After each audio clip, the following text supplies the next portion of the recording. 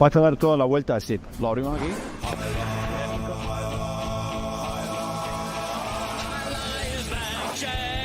Time for the fastest moving sport.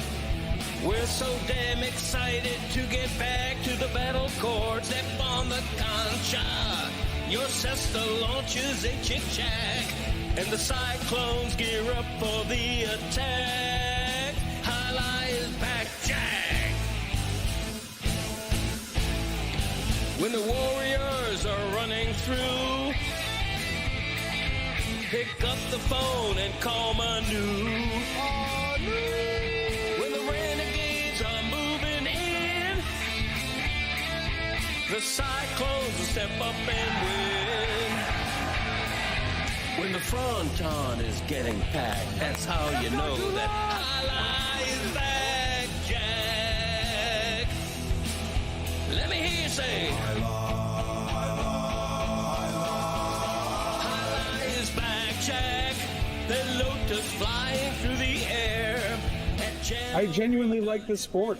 So we better see you there when they remate. Rebote like a maniac. If you say this game's the best, I'll say it's a gag. Highlight is back, Jack. For my rotator cuff, so please be gentle. Highlight is back, Jack.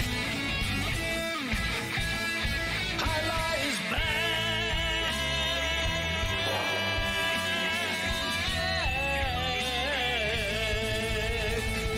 Highlight is back, Jack.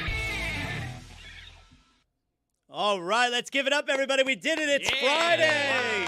All right. The weekend is here. We did it, everybody. We made it through the week. How about that? All right. Which one? Mortal Kombat or Battlecourt? What are we starting with? I mean, something happened at Mortal Kombat that it defies logic. So I mentioned yesterday, Mortal Kombat. Movies now come out on Thursdays, all right? Movies used to come out on Fridays. Movies now come out on, and then it was like, all right, we'll do Thursday at midnight because that's technically Friday, Now they just come out Thursday afternoon. Movies come out Thursday afternoon. And Mortal Kombat 2 came out yesterday. Mike Ryan and his crew have had tickets for this movie for a little while now. I buy tickets in advance for Devil Wears Prada. Mike buys tickets in advance for Mortal Kombat. So you went yesterday, and not only did you go yesterday, but you told us you saw it in 4DX, which is the seats that they move around, and I almost fell when I went. I saw the Buzz Lightyear movie in 4DX.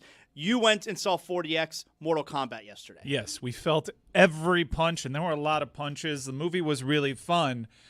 We went with a crew of 6 of us. We had an excellent time down in K-Town.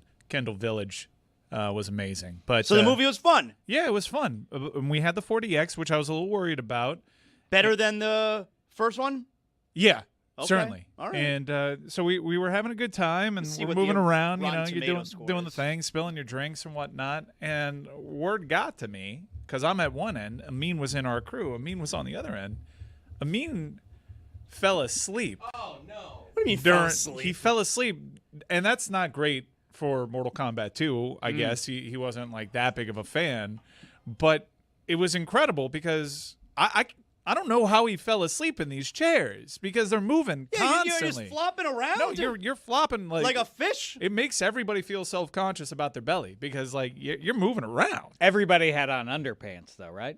Best I could tell, but there was a lot of flopping around. Mortal Kombat 90% audience score. It was a crowd pleaser, but Amin fell asleep.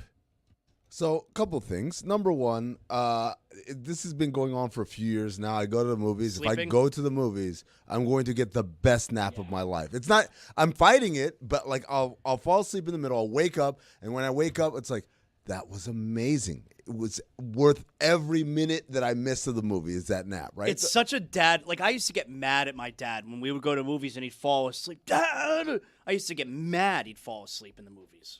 So there's that, but then there's an added thing I think that Mike is not paying attention to. And he says, oh, how could you fall asleep in this 4DX movie?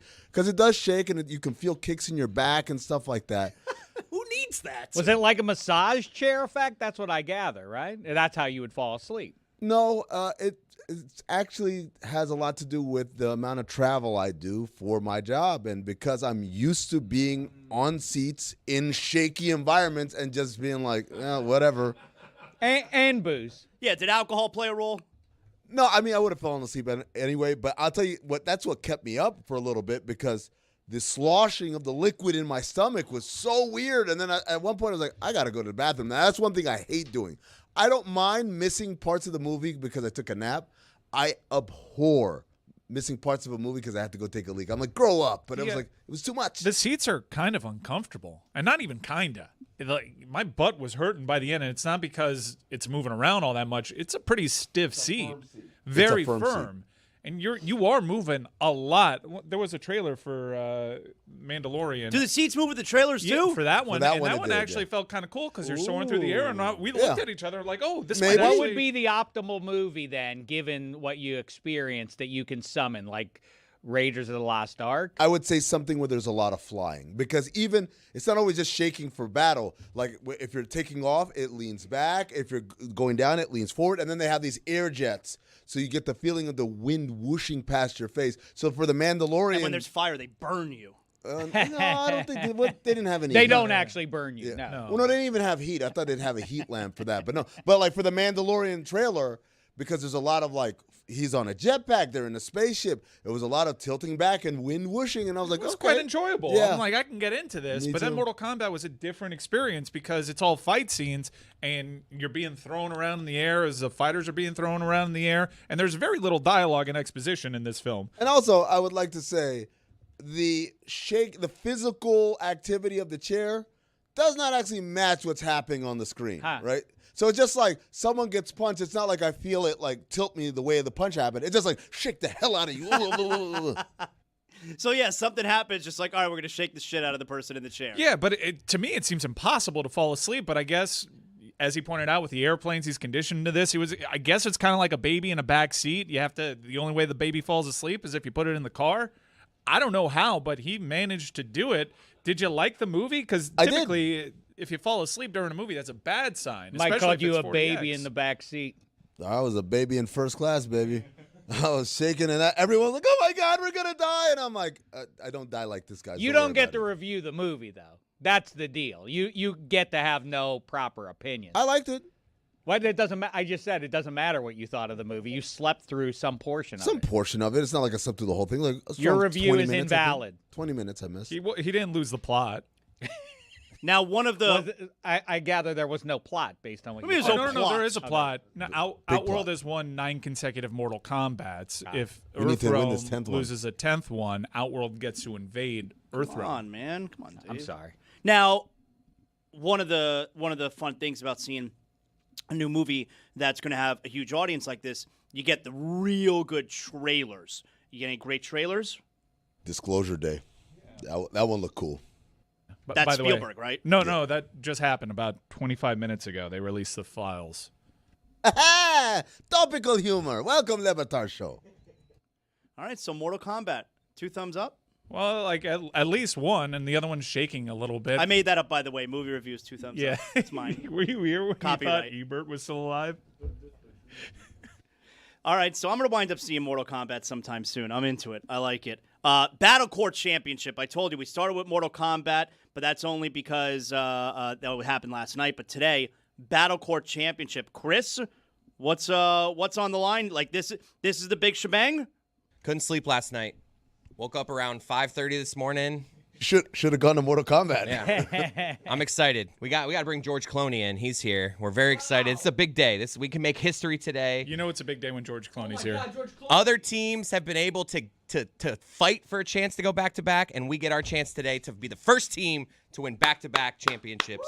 Look, there he Very is. excited. I don't want to get ahead of ourselves as George Clooney enters the studio, but I pitched something to Mike that if you guys win, you got to get T-shirts made out that say, Episode 2, Attack of the Clones. Because you won 2 in a row. Yeah. Now, correct me if I'm like, how unlikely has this run been for the Clones? Because I don't know, it was like a month ago. We were watching the match here. You were mother effing everybody and threatening to fire people. Yeah, I mean, we struggled in the middle of the season. I think if you're just looking at our roster, we were expected to be in the playoffs and compete this season. We have the best. So it's been a strong finich. I think strong start, strong finish. This team is where it's supposed to be. This is no fluke. This is not a team. I was hearing listening to God Bless Highlight the other day, and they're calling it the most veteran team we have. Highlight. That's right. You know George Clooney hosts. You know who a strong finish is? Timo Salami. That's because he's Finnish and he's strong. You almost got his name right, even. Yeah. Is Not that salami. Is He's that not. salami? He's not a You made him a spicy deli encased meat. He's salami. Salami. Salami. But please, we would like people to come out tonight. Support the Cyclones. It's a fun night out. It's going to be a great game. Zuleika for the Chargers has had an unbelievable season. This is a 1 seed versus the 2 seed. No team in Battlecourt history has ever successfully gone back to back. It's shaping up to be quite the week for me, a history maker. Episode 2, Attack of the Clones, baby. So this could be a repeat of what we saw from you guys, like 6-8 months ago? Raising right. trophies, drinking out of the cup, the whole deal, Oh, it's going right? to be quite the party if the Cyclones do what no team ever has. I hate the nitpick, but George Clooney, the weird grooming or lack thereof with the unibrow here in the year of the Lord 2026. Keeps You it don't pluck natural. that out, huh? Keep it natural. Yeah. It is from the Basque region, the sport, so we honor. Oh, I see. Dave, have you What ever are you saying? People from the Basque region That's right. Yeah, traditionally maintain yeah. a proud unibrow? that's right. Dave, have you ever been to a highlight match? I know about did that? as a child, and it was fine, and I enjoyed it, but I'm against it because they discriminate against my people. They're anti-leftists. You know, you're not allowed to be a lefty Sounds like and my play the kinda deal. highlight. It That's is true. That's outrageous. It is true that you wear the cesta on the same hand regardless of Oh, what I you're guess I showing. can't. Why? I don't know why that's the rule, but that's the rule. Well, if you listen to God Bless Highlight, you would know that the way that the ball would release, should it be on the other side, would be far too dangerous and wouldn't even Same be in crap play. I had to deal with Safety. in Little League. They wouldn't let me play third base. Well, you're left-handed. Yeah, you wouldn't be able to make the pivot appropriately. And now I'm excluded from highlight. You got to play first.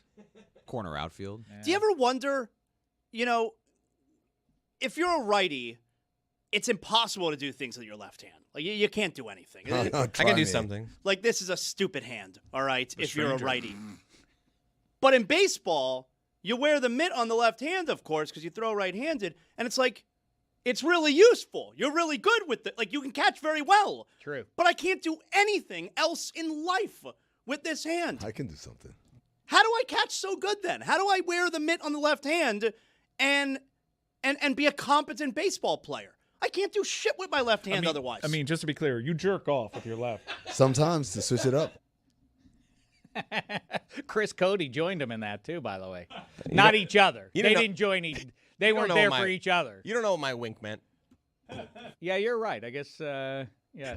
I mean, given what we've learned this week, everything's on the board. As the By the onion way, peels back another layer, who knows what we'll find. Little update. It got to her. Oh, no way. Oh, no. Calm She had a good laugh at the idea of me struggling to get there. Oh. Oh, because that never happens. Got it. Did she tell you what she thinks of when she's having a difficult No. time getting there? Were you hoping Is it that the firefighter? Were you I'd like to hoping that think she'd it be is. like, me too sometimes? I don't know what I was hoping for. I think of what it'd be like if you had a twin. But she had a good sense of humor about it, so we're okay. We're still married. Did it get for, to for her all the sister? Reddit posts saying it got everywhere. It got around. I want to know. My mother-in-law knows. I mean, it has something to do with the personalities involved, but Zaz, who should be the most offended in this entire thing? The wife? The twin sister? Like, ugh, I don't want you thinking about me like that, Chris. Or is it the firefighter? It's a good question. It has to be my Because wife. My wife is the answer here. The thing is, if you're the firefighter, you kind of look at, this is my beautiful I don't think wife. offensive is the word to use. It has to be like, who is the most uncomfortable, maybe. Wait, Well, I think Jeremy, your hold on. self-esteem- For our audience, let's recap the audience. Yeah, just to recap, Right. Chris said that when he can't get it up and can't get going. No. That is That- what you said. Yeah, no, it's I exactly said what when you I said. can't. It's the Oh, same boy. thing. No, it's No, not Okay, the so same when thing. when Completely different. Let's not The hell interrupt is that Jeremy. sound? yeah, so when Chris is doing it with his wife, he thinks of her twin sister, who, of course, is married to a fireman. That is the context that is necessary here for this story about Chris, who thinks of his wife's twin sister when he's having sex. I mean, in reality, that should be a compliment because you're thinking essentially of your wife. They look identical. Yeah, so super compliment for sure. So glad we got back here. It feels like a compliment, but it's weird because normally, like if you're going to think of something that's like taboo, you would want to think of think of some strange. You're not going to think of the exact same thing. Well, it's an indictment of personality, though, isn't it? Then? I guess. Well, the old shrew that I'm with gets me down, but I get up when I think of the twin sister. I think the guy, all right, let's move on. I think the guy who should be the person who should be bummed out from all this is the firefighter because he's taken with, he's attracted to physically and otherwise this woman. And then he's like, what shows me where I stand in the world order is the woman that I won her heart. My competition is Chris Cody. Would that ding why'd you your say that self-esteem? way? I think it would really highlight or lowlight for you where you are in life. Like this is basically my competition for this level of woman. Right? I think you're thinking about this the wrong way, Dave. I think because Chris revealed to us that he shared this information with his brother-in-law at bowling the other night, and I was thinking about it. It's like, what if he had been like, "No way, me too, bro. I do the same thing. Isn't it wild and crazy? We're married to women that look exactly alike." When you're really drunk, right? Yeah. She the right twin or the left twin? I mean, if you said like there's someone else in the picture. I just started dating a beautiful woman. There's another guy in the picture, though. You should know, like, oh, who is he? Well, you may have seen him in a movie. He's Brad Pitt. That would make my self-esteem soar, that's what I'm competing against. You understand?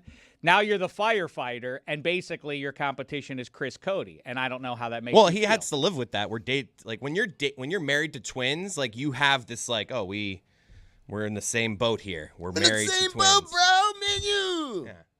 That's how So I the feel like firefighter he's talk. already thought this thought, I think, of like this is. That's how the firefighter talk. And he doesn't look like the guy they keep showing on the screen, okay? That's me right there. Look at me with my abs, man. I'm a firefighter. What country is this firefighter from? I'm from here, right here in America, like you. It's like a really bad Dusty Rhodes. I don't know who that is. It's a hand talker. So this weekend, this Sunday, it's kind of snuck up on us, right? Is the NBA draft lottery. That's right. The Panthers, a couple days ago, they struck out in the NHL draft lottery. They actually dropped down a spot from 8 to 9. Well, the Miami Heat, the Heat fans have been waiting for this, right?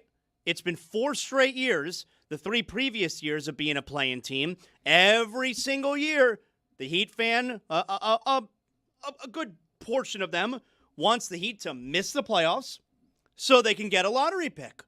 And now, finally, after the 4th consecutive year of being a play-in, the Heat, they are in the lottery. The Heat have not been in the lottery since 2019, right? 2019, that's got to be the last time. Tyler Hero. Last time they've been in the lottery, 2019. And the time before that, 2017. Bam Adebayo. That's right. Ooh, let's keep playing this game. 2015. Justice Winslow. How about, good for you, Amin. Do you think you can keep going? 2009. Yeah. Beasley. No, that's 08. 2009 was. Oh, I don't know that one. That's because they made the playoffs. 2008, you're right, Michael Beasley. That's an excellent job out of you. Wow, that is All right, impressive. good job, Amin. So the Heat are in the draft lottery this week, and I think they have like a 5%, a little less than 5% chance of getting the number 1 overall pick. So is there a chance, every year, like last year, for instance, the Mavericks got Cooper Flag. Oh, it's rigged. Adam Silver gave it to them because they gave the Lakers Luka Doncic. They owed the Mavericks. Wouldn't you say that maybe the NBA owes the Heat a little something for the Charlotte Hornets Terry Rozier fiasco? Oh. Hey, you know what? You didn't sue the league. You didn't make a public mess. You didn't say. Pat Riley had an opportunity to really say something last week, and he kind of took the high road. Maybe the league, they now reward the Miami Heat with the top pick in the draft. How you love that? I love that, man. I love that too, man. At the core of every great conspiracy has to be a good story. If you're not a good storyteller, you can't be a conspiracy theorist. So, for example, the New Orleans Pelicans win the draft lottery. The number 1 overall pick is going to be Zion Williamson. Well, why'd they get it? Because they had to give Anthony Davis up to the basketball gods to Los Angeles. That's the payback. And Anthony Davis was a Pelican. Why? Because he was the number 1 overall pick because they tried to trade Chris Paul to the Lakers, and then they turn it around and say, here you go. And this is the way it works. You need a great story, Dave Damashek, in order for the conspiracy to grab legs. Now, before that, you guys were like, don't they owe the Heat because they haven't been in a lottery? I'm like, that's a terrible story. No one's going to believe that one. But when you turn it into the Heat were wronged, they got wronged by the league in the Terry Rozier fiasco, and all they got back was a measly second-round pick. As Ira Winderman pointed out, wait a second, you guys gave up a first-round pick. Why is it settlement a second-round pick? And Pat Riley, in his eminent wisdom, said, hey, we didn't negotiate that. The league negotiated that with the Hornets, so we don't have any say on that. But we're going to have to move on. You know why he's moving on? Because the fix is already in, ladies and gentlemen. We got ourselves not 4, not 3, not 2, the number 1 overall pick will be the Miami Heat on Sunday. I mean, fascinating conspiracy theory, but most good stories require a great star. Who is the guy? Who is there? There's not really a Cooper Flag, is there? Well, some people would argue there might be multiple Cooper Flags in this draft. How about AJ DeBansa, right? From BYU. How about from Kansas? Darren Peterson. What if we go down to, a place in Raleigh-Durham area called Duke University where a certain someone... You know about Duke University? Heard of it. A certain someone who is an alum of a certain local high school here in South Florida, maybe a Boozer will be a Miami Heat player. Who knows? There's all of these great players in the draft. This year. This is why the tanking was so bad this year, because everyone's like, I got to get me one of these kids. So not only do the Heat have a good story for being rewarded with the number 1 overall pick because they were screwed by the Hornets and the league in losing their pick next year, but the Heat also are a good story for the league to prop up in front of everybody in a year that tanking was rampant. Here's a team who never tanks, and they never will tank. And they just won the draft lottery. This shows tanking doesn't work. Your third eye is wide open, and because your head is so big, your third eye must be also massive because it's got a lot of real estate right there. But yes, this is it, Dave Damashek. You need a great story and a great protagonist, and that's exactly the part. It's like most people are like, ew, the Miami Heat. But no, if the great villain in our story is tanking, then the hero is Pat Riley. Hero's team. I like that. Also, I like that Zazzalo's third eye kind of pokes out through that little space in his backwards hat. It's right here. Who is, if they do get Instead the of number hair coming out, it's an eye. Yeah, I like that. Peyton has his red mark. You have your third eye poking through there. The what is then Amin and Zaz and the gathered group? What would be the correct pick then? To me, probably DeBansa. Really? Yeah. Isn't the guy, though... Either DeBansa or Peterson. Isn't the mistake, even though the risk of, I don't dig him taking himself out of the game and everything else, isn't the guy who has the upside to be an actual superstar, the Kansas kid? Right, Peterson, yeah. Isn't he the one and only, though? I'm not talking about a rotational guy. I'm not talking about a guy who can be a nice piece. I'm talking about the one guy who can be the best player on his team is the Kansas kid, right? Yeah. Mm-hmm. I don't know. A lot of people love DeBansa. He was remarkable at BYU. Win a title with that guy as your best player. Yeah, kind of thing. A lot of people are high on him. Mike actually brings up a really good name in Akov. He's a guy that, as a big guard, right, that's where our league is going to, these larger guards that can play either slot. That's my favorite prospect in the draft, actually. But I'm with Amin. I think that the 4 other names that he rattled off are potential all-stars. Yeah, really. It's a great draft. Again, you're right where there's not a Wembanyama. It's probably not even a Cooper Flag.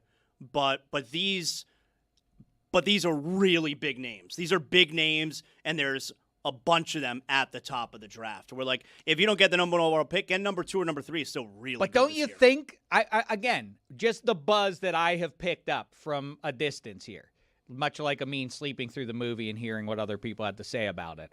The Kansas kid is the one who can fill it up in a way that very few human beings in the last quarter century have been able to. He can get a bucket anytime he wants to. That describes somebody who is an NBA All-Star, right?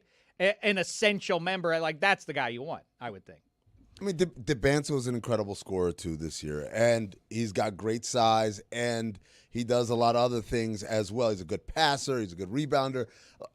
I'm not trying to be combative here. It really is like a toss-up. It depends on who's picking, really, at the top of that draft. If the Heat, let's play Fantasy World, all right? Because the Heat have, let me see, I got it. 1% chance to win number 1 overall, and a roughly little less than 5%. 5% chance to be in the top 4. Yeah. And look, top 4 would be the goal. Top 4, you're going to get a stud. All right. Number 1 would be unbelievable. But, and by the way, the Heat have never won the draft lottery in the history of the franchise. They have never won the number 1 pick. I'm not even sure they've ever won the lottery in terms of being outside the top 3. Now it's top 4, but being outside that top 3 and jumping in to the top 3. I don't think that's even ever happened for the Miami Heat. Ooh, the year before Dwayne got here, they didn't jump a little? When they got who? When they got Butler? Dwayne. When they got Dwayne, they were number 5. No, but the year before. Who? Where did Karan Butler They've go? never 10. They've never jumped up ever. They've never jumped. moved forward. They've never That's won crazy. the lottery They've only in moved any back. form. They've only moved back from 1 to 2, and that was Michael Beasley. And when they selected Steve Smith, they were already in the top 3. And they stayed number 3 overall. Glenn Rice was number 4. Like, the Heat have never, in any capacity, Moved up. had their number drawn. They've never moved up. Yeah, Well, to move up. guess what? Adam Silver, it's on the to-do list. Well, look at that, the third eye coming through for That's the viewer. disgusting. It really is kind You of can't gross expect me to look go at. around in life like that. Brother, that's a good thing, man. Your third eye is wide open. You're part of the Illuminati now. You have a pretty eye. You can't wear fitted caps. That's the only limitation. You got to have the snapback on. I mean, to perpetuate the conspiracy theorizing here, certain leagues want certain teams to do well. It benefits the overall league. Is it important to the NBA that the Miami Heat present as an ongoing relevant franchise? Do they care about the Miami Heat more than? I mean, obviously the Knickerbockers are probably number 1, right? I don't think and so. And Lakers and big metropolises. So this has been one of the funniest things when people complain about big markets, and especially when the Heat signed LeBron and Chris Bosh. Oh, these big markets, and they're like, Miami's actually technically, if you rank 1 through 30, they are in the lower half of the league in terms of media market sizes. It is a small market. I mean, overall media market in the country, they're number 13. So they're probably something like that in the NBA. Right? Middle of the pack. They're not a big market. Really? Yeah. It's just because it's a cool area. People associate and affiliate that with, surely they're this massive market. No. They're not. There's a reason why people leave Miami to go pursue entertainment dreams elsewhere. It's because this isn't a big kind of mecca for that kind of stuff. Now, here's the deal. Any other year, any other kind of framing, no. The league does not need the Heat to be good or to be rewarded in any way. But when you say our villain, our Thanos, is tanking, well, this is Captain America right here, right across the street. That's right. Dude, I'm fired up. Right? I didn't think there was We got some even things a working chance. in our favor and you here. are right now convincing me this is going to happen, even though I've got to be honest. Oh, it'd be so good. There's a little part of me emotionally because this whole group has been caping up for Don't the say something idea stupid. of tanking for the last He's few about to say years. something stupid. That like there's just like a 1% part of me, the same percent chance that the Heat actually get the number 1 pick. That's like, man, I kind of hope they don't move because then I'm gonna have to eat it. And just selfishly, I don't want to deal with that. That's stupid. I told you to go see But I just had to say it out loud, and now I don't feel it anymore. I feel like Weight off my chest. I've said this before. I'll say it again. I am wired to be the guy who would not want to have the first overall pick if there are 2 good options on the board. You want someone else to make the decision for you? That's right. That's right. Then you can't blame me. Like the worst outcome is you're the Chargers and you get Ryan Leaf. Then that's bad. But at least you can say, well, what else was I supposed to do? They took Peyton. I had no other choice but to take this guy. And I would rather be the one I always refer back to. Roy will know what I'm talking about. Back in, what was it, 1990, the great draft with, I think, 3 or 4 Hall of Famers drafted in the first 5, there were 5 juicy names. The 5th was Jaromir Jagr. He fell to the Penguins at number 5. 4 other teams could have taken Jagr. Instead, they took the likes of Rod Brind'Amour, who was good, but he wasn't as good as Jaromir Jagr. That helped shape my opinion, Zaz. Well, it sounds like, Zaz, you need that cuck ottoman next to your cuck chair so that he can sit there. You're a cuck, That's Mr. right. Damashek. A draft cuck. You want someone else to be doing the action while you sit there and watch. Hey, you know in this market what happens when you say, oh, someone else get number 1, I'll be number 2. They get Derrick Rose, and you get Michael Beasley. Yeah, but you can't fire me if it's not my fault. Like, well, I didn't have anything to do. They took the guy who I was going to take, obviously, boss. What did you want me to do? They took Sam Bowie. Well, I guess we now have to take Michael Jordan. What are we left with? See how it works? If the Heat were to win the draft lottery, or even get number 2 overall, number 1, number 2 overall, they would, like, if they wanted, they would be a lock to get Giannis Antetokounmpo if they get number 1 or number 2. You can have him, okay? Like, the Bucks will take whatever your offer is if you then include the number 1 or number 2 overall pick. That's for sure. My question, go ahead. So this is what I like to call the Family Guy mystery box thing, which is like a boat's a boat, but a mystery box could be anything. Hell, it could be a boat, right? So you're saying like, oh, Giannis is Giannis. Yep. But the draft pick could be an incredible, inspirational talent. He could be as good as Giannis. And it's like, well, what do you do? Do you take the Giannis that's already here and guaranteed, or do you take the hope that this guy can become Giannis? I think if the Heat got the number 1 overall pick, even the number 2 overall pick, I would definitely not trade that for Giannis Antetokounmpo. Amen. Absolutely not. And you know what? I don't think that they would. Because here's the thing, Mike. Apparently, they were the last team standing, right? When it came to, if we're going to trade Giannis, this is the offer. All right, we're not going to do it. So if you had the best offer there, why would you now also include the number 1 overall pick? I think we have to be really smart about this. Any of the 4 names that Amin mentioned, I'd rather have for the next 3 years in Miami than Giannis. Any of them. You have to be smart about this. Put that on the record. I think any of those top 4 names that you mentioned are going to be much better assets for you 3 years from now.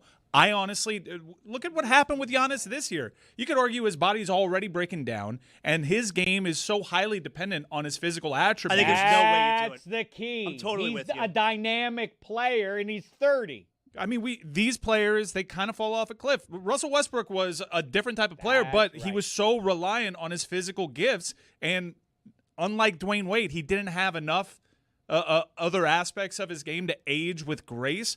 I don't think Giannis can age with grace. Defensively, yes, absolutely. He's always going to have a place in the NBA, but this talisman that you can win a championship with, that they're going to be fouling every 5 seconds because he has glaring holes in his game. I think it'd be a mistake. I think you're right. I would take any of those 4 names. Let's be smart. I think the way to look at it is like this. Number 1, I think actually Giannis' game will age better than most other players because he's still big. Yeah. He's just large. Oh, he's going to be a defensive force provided he's still out there. And he'll still be able to like just finish around the rim and do all those things. I think the big thing here is the ultimate question I was talking about the other day.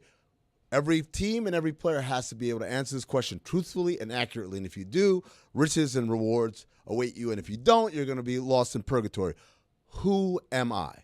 You look at the Miami Heat. If they were like a piece away or a superstar away, I'd be like, yeah, swing for the fences. This is your chance. But if you're being honest, you look at this team.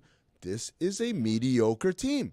It's not a Giannis away from competing for a championship. Correct. You still need more stuff outside of that. Now, if I will put a caveat that they are in the East and they could be a Giannis away from making a finals run. So the way I would argue against that is if you look at Milwaukee's supporting cast, when Giannis was in the lineup this year, they were literally a 500 team. And like that, like you can, I get it. Bam's better than anybody on their team, but once you get past Bam, there's a bunch of dudes like, oh, he could have been here, he could have been there. He's got Rollins, could have been here, could have been there. That is part of the reason they have all this flexibility, though. Like that was why they set up for having flexibility not just this year but next year as well, because they were looking at all of these free agents that were going to be available next year, using that space as, a space to trade those massive contracts into and then build a different roster around it. You have all of these guys, Norman Powell, who's a free agent, Andrew Wiggins and Tyler Hero, who will be on one-year contracts that you can move for the proper supporting pieces. And also, this is like, we're talking about if they were to jump into the top 4. If they don't, and then you're moving the 12th pick, all of the things that everyone just said about Giannis that they're not going to want to have, we're all going to celebrate. No, but that's different. That's different. That's a lot different. But Milwaukee still wants that deal, though. If it's, let's say, it's the 7th pick, Milwaukee still takes that, right? I mean, they wouldn't be able to get the 7th pick, but I understand what you're saying. Yes. But right, I'm saying not one of the. I mean, based top on them almost taking what the Heat offered at the deadline, right. If you also include a lottery pick this year, I would assume that they would take it. Yeah, I mean, look, it's a strong package with a lottery pick, let's say the 12th pick or whatever. The problem is there's a new suitor that's entered allegedly in the Boston Celtics, and they say, hey, what do you want? You want a superstar player or like an All-NBA MVP candidate caliber player? We got one of those. Oh, you don't want that? You want picks and stuff? Okay, I can take this guy, shop him literally anywhere in the league, and get the kind of pick haul that they want in return. That's the problem. So at this point, if that offer is on the table, we don't know that yet, but if it is, the Heat have to be able to sweeten the pot, and the sweetening of the pot is if your pick goes from 13, what it is today, to 4, that's a pot sweetener. I'm not saying you do it. I'm just saying that's where this arms race is headed. The only way I would trade that top pick if Miami wins the lottery would be if I made the previous deal for Giannis that was offered, and I can now also make another deal with this top pick. This is the LeBron goes back to Cleveland move, right? So it's like, hey, you went and got LeBron, and now I can trade that number 1 overall pick and go get Kevin Love. That's the only way I would do it. That's because then you're all right. Now we're win now. We're gonna win now.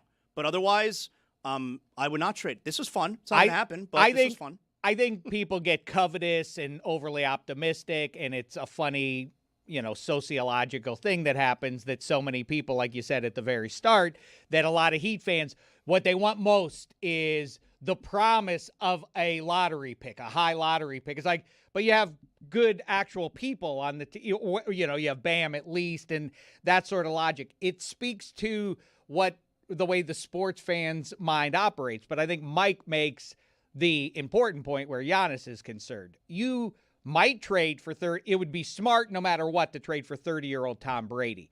I don't think it's smart to trade for 30-year-old Lamar Jackson or Josh Allen. That's the logic. Giannis is before our eyes slowing down. He is all about being a rim attacker. Is he going to still be that when he's 32? Unlikely. Oh, you mentioned LeBron. I want that guy. Can we get him back?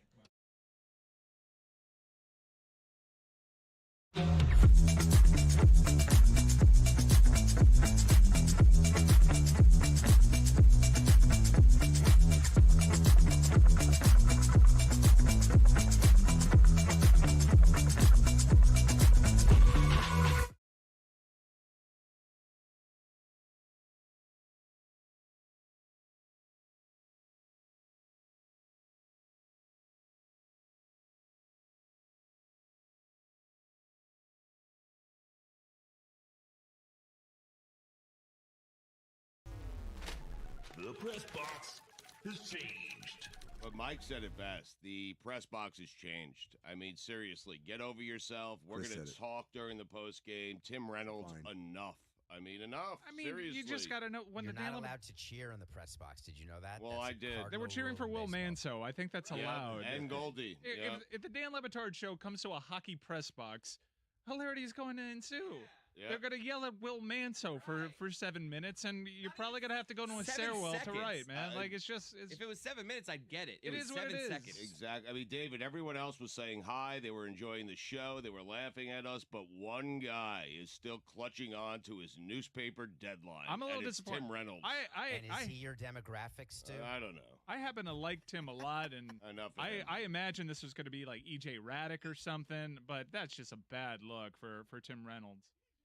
Listen, I went up to him afterwards. This was the best part. Stugotz is like, I've known Tim for years. I'm going to go fix this. He walked to Tim and walked right back very quickly. Yep. It was a very quick interaction. Well, he was writing. Okay? He's on deadline. It's enough of the deadline. It's a we're on deadline. I feel like playoff hockey. I got to get home. I mean, yeah, we're on deadline too. We got to get that post game out. It is a working press box. Tim Reynolds is a journalist who's trying to write, and Stugotz is back there. Hey, Will Manson! That was Chris and Goldie. Don't leave out Goldie.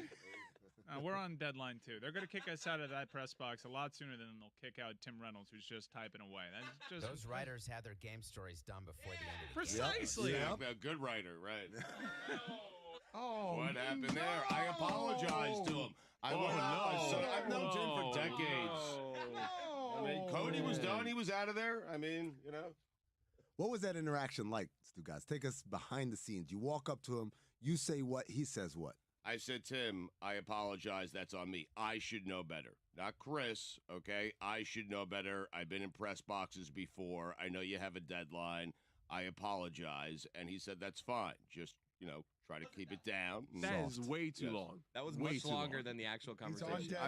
I always extend it a little bit. Can we call Tim Reynolds and just ask him about what the interaction was like? No. Greg Cody's back in my day. Seeds. Seeds. Had a slice of watermelon lately? Popped a few grapes in your maw? Then you probably notice seeds are disappearing from fruit.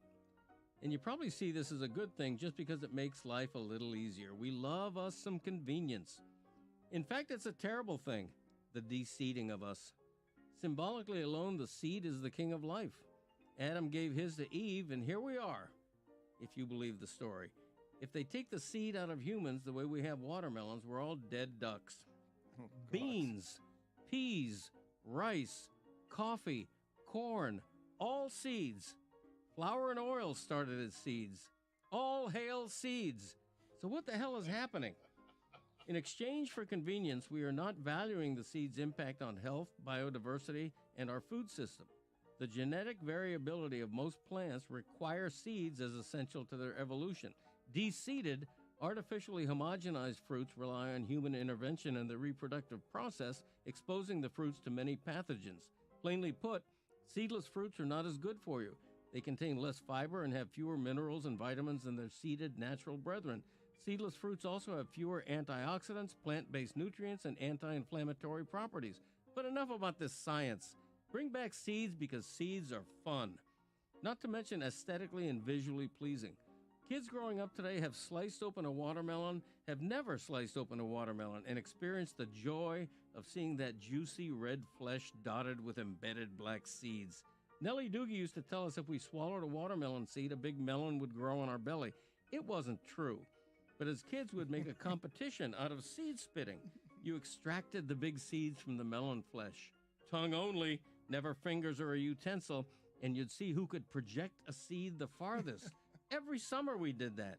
This was before video games, kids. Made our own games and toys. Flew a kite, kicked a can, spit a seed. Grapes were the real challenge because the seeds were so much smaller. We'd both pop a grape in our mouth, tongue moving, jaws in action, and whoever could spit out 3 seeds onto the table the fastest won. To this day, I carve real pumpkins and eschew the free-fab foam and plastic fakes, mainly for the treasure trove of seeds inside. Hundreds and hundreds of them waiting to be scraped out, cleaned, and roasted in the oven to become delicious natural snacks. Respect, worship, and bring back the seeds. I need a t-shirt that says convenience is overrated. Insist to your local grocer that you'll take your watermelon seeded, please, and the grapes too. I'm Greg Cody, and that's how it was back in my day. Yep. Journalism is dead. But journalism, as we know it, as you know it, what you wanted to do when you were a little kid, okay, it has changed. It has. It's changed, okay? You're not wrong. Stephen A. Smith is not wrong. You have to adapt sometimes, okay? Because the game has changed, your priorities have shifted. No one cares how someone goes and gets the news that they get, as long as the news is accurate, as long as it's coming from a credible place. If it's Woj, if it's Adam Schefter, if it's you, if it's Diana Rossini, if it's Shams, nobody cares. You might care. Greg Cody might care. Stephen A. Smith might care. But you know what? You all sold out. Every single one of you, okay? Stephen A. Smith jumped inside the circus tent. I don't blame him. Why'd he do it? Because he had to do it. Because the game has changed. You jumped inside the circus tent. You did. You did so with me. Think about that. With me and with Greg Cody every Tuesday, okay? And so you have ditched journalism a long, long time ago because why? Survival of the fittest, Dan. You have to change with the times. You have to roll with a changing environment, roll with a changing industry, and that's what you decided to do. That's what Stephen A. decided to do. And for Woj, for guys like him, the game has changed slightly, where he went out and he sought reports, and he wanted to be the reporter. And you know what? If now he has morphed into a mouthpiece for the Blazers, I'm okay with it. I am good with it. I don't Survival care. of the fattest. Everyone, exactly. Everyone is selling out to make a buck. What a terrible timing. It by was you. great. Like that joke. Hey, just give it up. You all want to be journalists. You're not journalists anymore. None of you. Not a one of you. Sorry. You didn't even hear the joke. You Oh, said I did. Survival of the fattest. It was great. It just could have been done after Stugotz stopped talking, Dan. Right. Yeah. Yeah. Shoehorn that But I'm in. okay. I'm okay You're with splitting it. hairs. Right. Okay. You adapt. You roll with things, man. That's it. You know, Dan, you started off.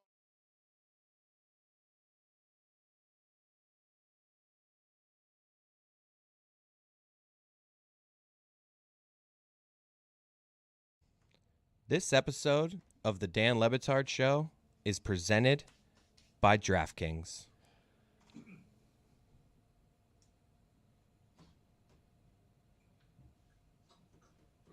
DraftKings, the crown is yours. Incredible. He really did it. Great performance. I am very excited for this weekend, guys. Very, very excited. We are hopping in the Zaslow Mobile this afternoon. Me and I got my son and a couple of my older son and a couple of his teenage friends, throwing them in the back seat. And me and my younger son, we're in the front seat. I'm driving, Dave. I'm not sure. What if you a picked up dad he is. what That's I was all to putting pat down. yourself on the back. Let Well- no modesty here. This is a dad. Now, if the Heat and or Panthers were playing on Saturday night, I don't know if you'd still be making this trip. But either way, he's to be hailed. What a dad you are. Driving these I'm taking the these older punks one all over Florida. and his friends. We're going to Orlando today. I'm dropping them at Rolling Loud. That's like the world's biggest hip-hop festival, all right?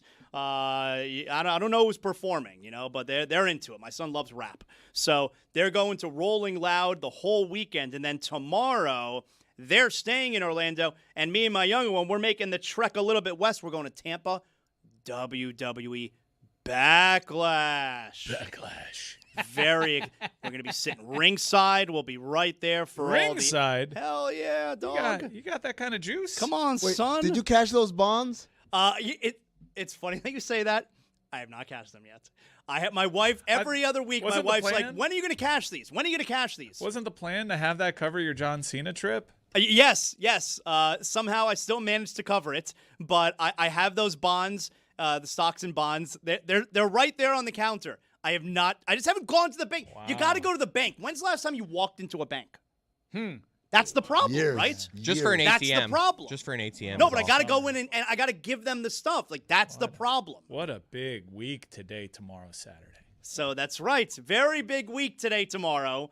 Going to WWE Backlash tomorrow. You're and I'm going to get very in the excited. car. You could just put your feet up in the mansion, but instead you're going to drive, 3 hours? Yeah, 3 hours today. And To then, Orlando. Yeah, and it's like 90 minutes from Orlando to Tampa tomorrow. By the way, to the people in Orlando who hit me up on social media and otherwise, I was not attempting to offend you. I was just asking questions as an outsider to your lovely state. Now, Orlando, and then you will continue your journey to Tampa, which is another 2 hours from Orlando. Yeah.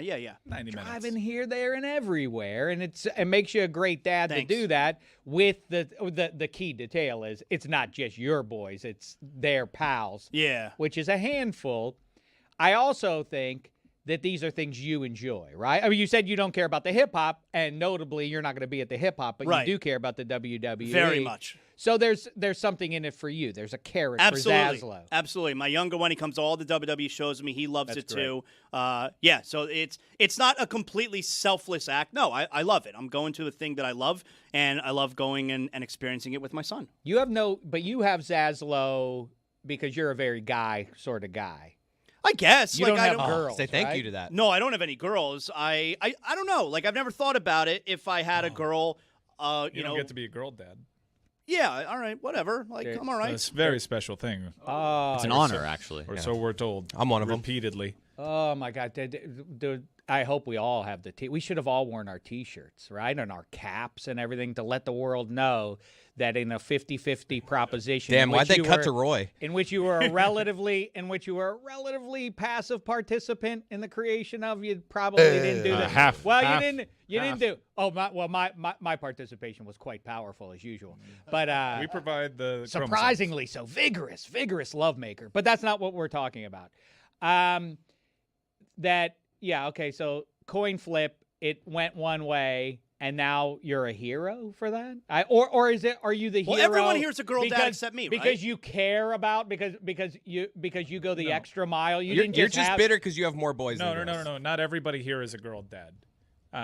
Dave, he has a daughter, but he's not a girl dad. I have 2 boys and I have 2 girls. So you're saying I am a girl dad. No, you're not a girl dad. Vigorous love. You're just a dad.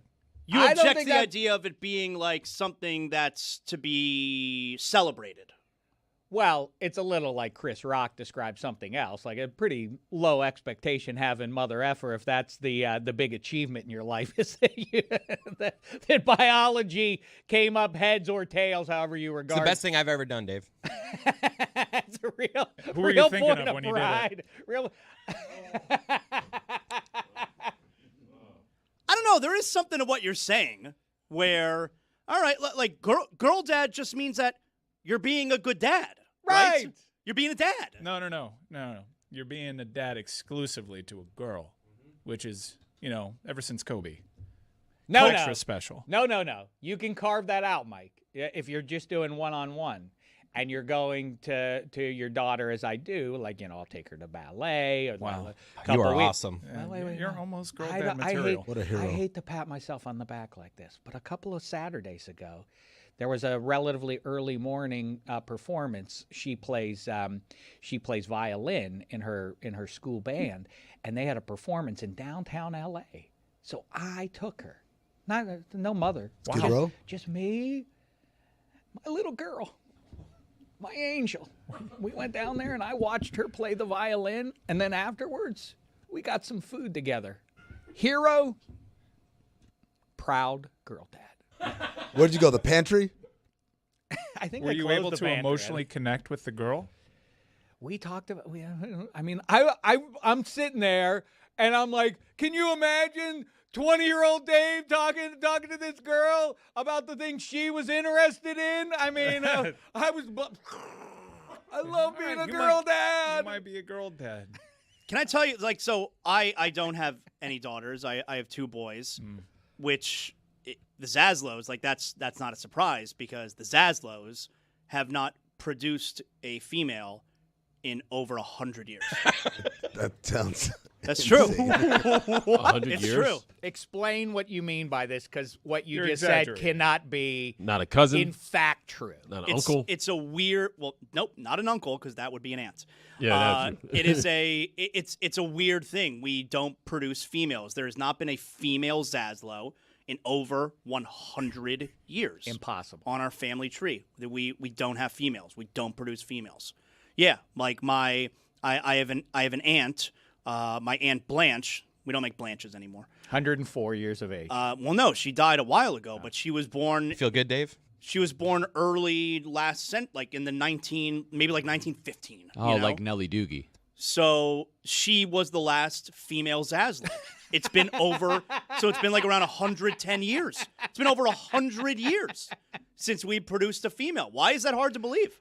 Did that make you want to have another kid just to give another crack at it? No, I don't care. Oh. No, I kind of hope he my prefers cousins, it this way. because my cousins are an age where they're having kids. I kind of hope one of them has a girl, but right now we've struck out because one of my cousins, he's already had 2 boys. Like, again, we only do boys. It's like flipping a coin and coming up heads every single time. That's exactly right. And I legitimately think that I would, were I you or someone in your family, I might go to a doctor, to an OBGYN or whoever studies such things and say, is something wrong with my sperm, with my family's sperm? I figured it out. The Zaslows are missionary men. That's not true because there is a specific way to to assure that you have males, and it's not that way. Oh, wow. You've looked this up. Yeah, we know this. It's not like that.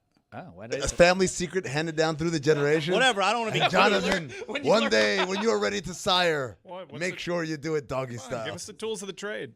I don't want to be crude, but there is a way I'm to telling guarantee. you, if doggy style was the way, we'd have all boys. Well, in my family, that's the way. Wait, that somehow, Wow. amidst this entire conversation, You don't want to look your somehow wife in the Chris eye? Cody. That's Chris somehow Cody worse crossed than the line. anything you've said. I this had a week. girl. I switch it up. Zaslow style. It's been How over many- 100 years. What is? But okay, how many at bats have there been that has Okay. yielded a batting average of 0? Okay, for I the told you. Zaslow clan for a century. Okay, I told you my aunt, this is over 100 years ago, 1915, something like that. Her brother is my grandfather. He had 2 boys. Okay. My father and my uncle. My uncle had 2 boys. My father had 2 boys. One of them me. I had 2 boys. My cousin, my uncle's son, had 2 boys. And here we are. Man, It's been over 100 Those years. bar mitzvahs must be the worst sausage parties of all time. I mean, geez, Louise. Well, like the family members, we marry women, and so there are women there. It's not an entire go to a party Zaslow of men. family reunion. You ever seen the SNL of the Sandler party? That's how I imagine the Zaslow party. Yeah! All with backwards hats. Awesome to see you.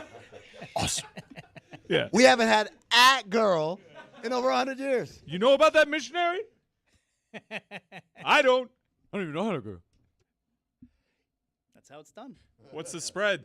Thai food in unison. There's Thai food. This is bizarre, and I think there may be a sneaky medical problem that you're having. I don't know if it's There's a no problem. problem. Oh, so you don't like girls. So I guess good thing he isn't a girl dad. He isn't equipped to handle it, apparently. 2 things we know. They're all boys and they're all cucks. Yep, that's right. How dare I told you about The that. entire bloodline? There's something weird about, like, the Zaslow clan needs to get with Chris Cody's wife's All clan. right, we can just move on. Bunch of clone girls to go along with the Zaslow Cyclones? men. Go clones. Look at this. It'll be quite a day when that streak is broken. Like I said, over 100 years. I feel sad for you ultimately, Zach, because Whatever. you don't know what it is. You don't know the joy. But I'm doing okay. I know, but you don't know what it is I'm to qu- be a I'm girl actually dad. awesome. To be a hero, I mean, really. to look in the mirror sometimes and go like, what? To be What able the to hell? connect with This one of those? life, this life, I never saw being a girl dad as a part of it, but here we are. I mean, Going poor to Dave. recitals. 8 Can you a.m. believe the thing is, yeah, I have a couple of girls. You know what else? I care about them. Can I say it Wow. again? Hero. Oh, my God. Hero. Yeah. I wish them well, and I enjoy their activities. So last night, what are you laughing at? So last night, James Harden, 3 of 13, 0 for 4 from 3, 10 points, 3 assists, 4 turnovers, another playoff performance with more turnovers than field goals made and assists in this case. And the Cavaliers, they go down 0-2, losing 107-97 to Detroit.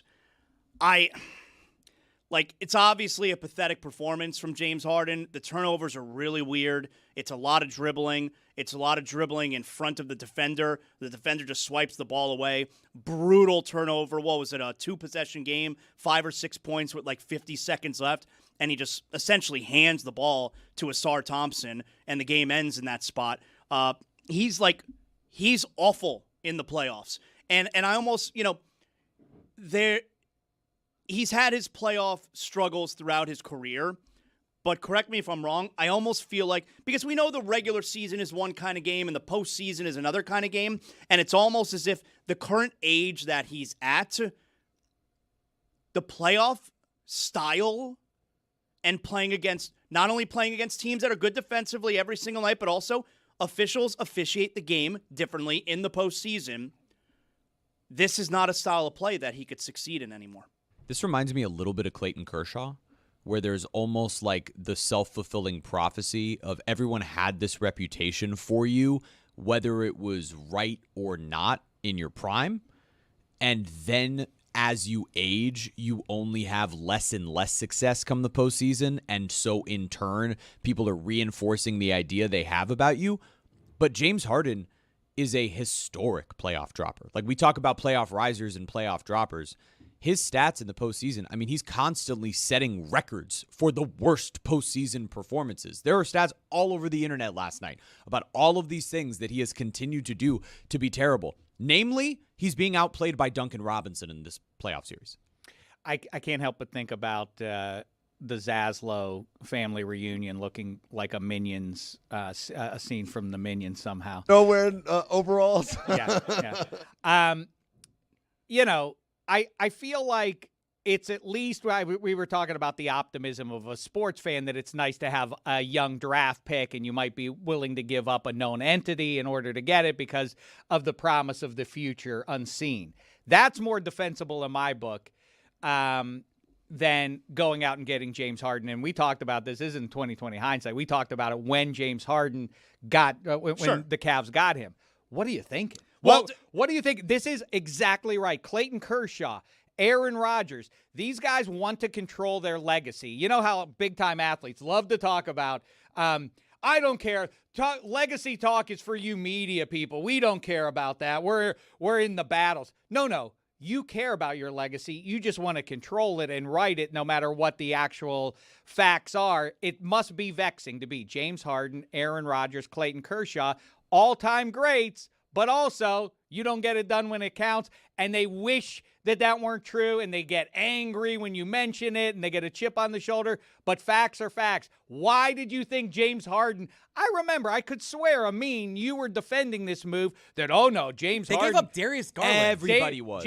I don't want to put that on you, but people were defending. I liked the trade. People were arguing with me in this studio when that happened. Oh no, this is an upgrade. This puts him in a better spot for the playoffs. Based on what?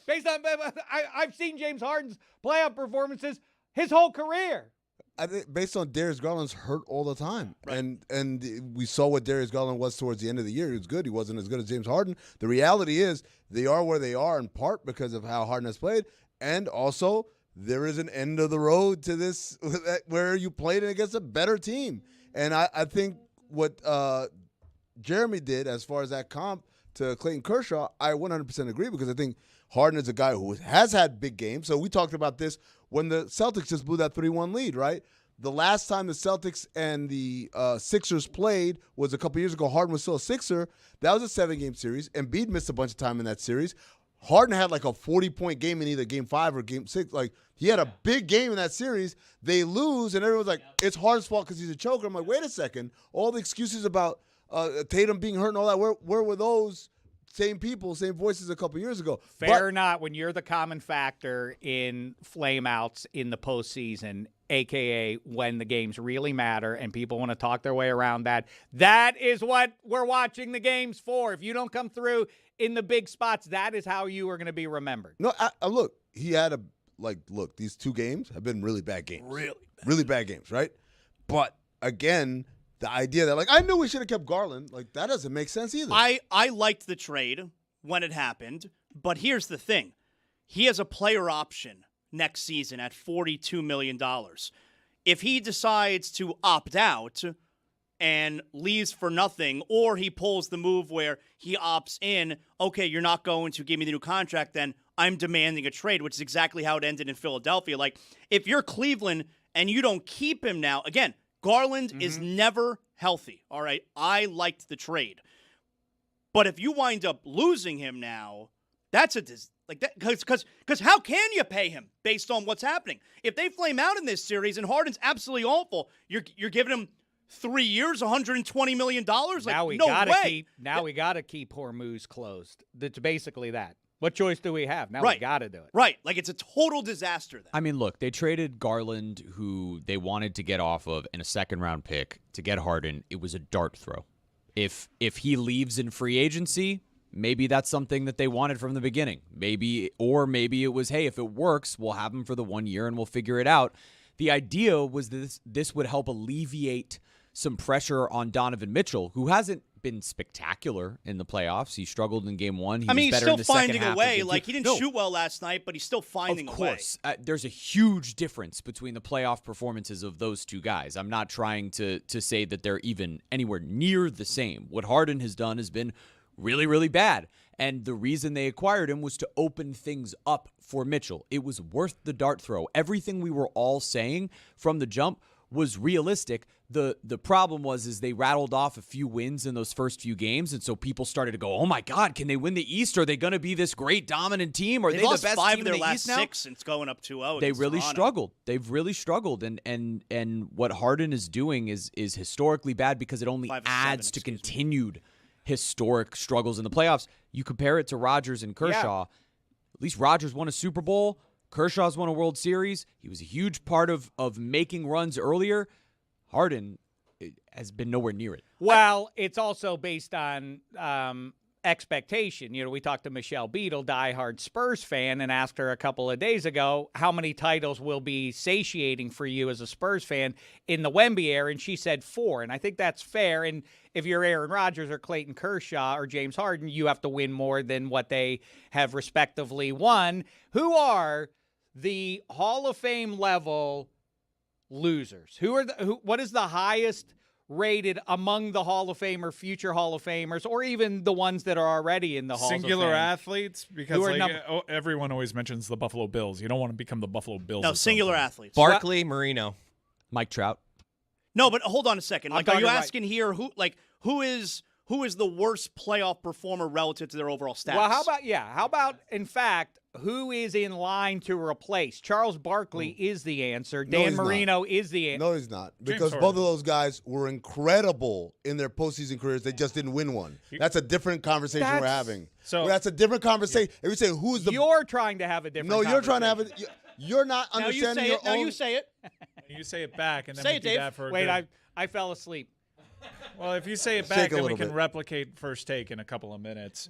Chris Paul's the guy, right? I mean, Chris Paul would be the name. What about Lamar Jackson? Lamar Jackson, yeah. Like I think that's right. I think the big thing for me is like we're talking about this is a Harden-inspired conversation. Yeah. We're talking about people, and they've never won. It's you play bad when nut cutting time occurs. No.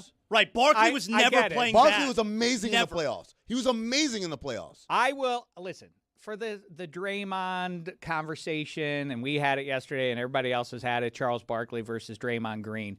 I mean, Amin, you would remember this. I don't know that anybody else would.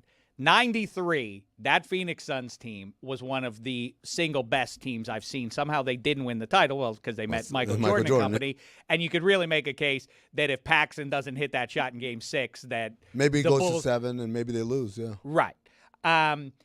That doesn't change the fact that whether you think it's fair or not, these smaller moments, the smaller sample size is everything. And when we look back and evaluate when you're not talking about Hall of Famer, you're talking about the best of all time. Charles Barkley doesn't make that list because he never won a title. Okay. Dan Marino, it falls away in any conversation of best quarterback ever because ultimately you have to get to the point of like, well, he never did win a Super Bowl and he didn't perform very well in the playoffs, to your point. So Marino's that. I think Mike Ryan, though, that's what fascinates me about the NFL conversation. Aaron Rodgers is one of the great losers for top 5 quarterback of all time. I mean, he hasn't been to a Super Bowl in 15 years, which is why it's pretty funny that the Steelers are like, you know what our path to the Super Bowl is? A guy who hasn't been to a Super Bowl since we have, a decade and a half ago. Correct me if I'm wrong. I'm old enough to remember prior to Elway winning in the 90s that the conversation of greatest quarterback of all time was Joe Montana, and then it's like number 2 on that list is Dan Marino.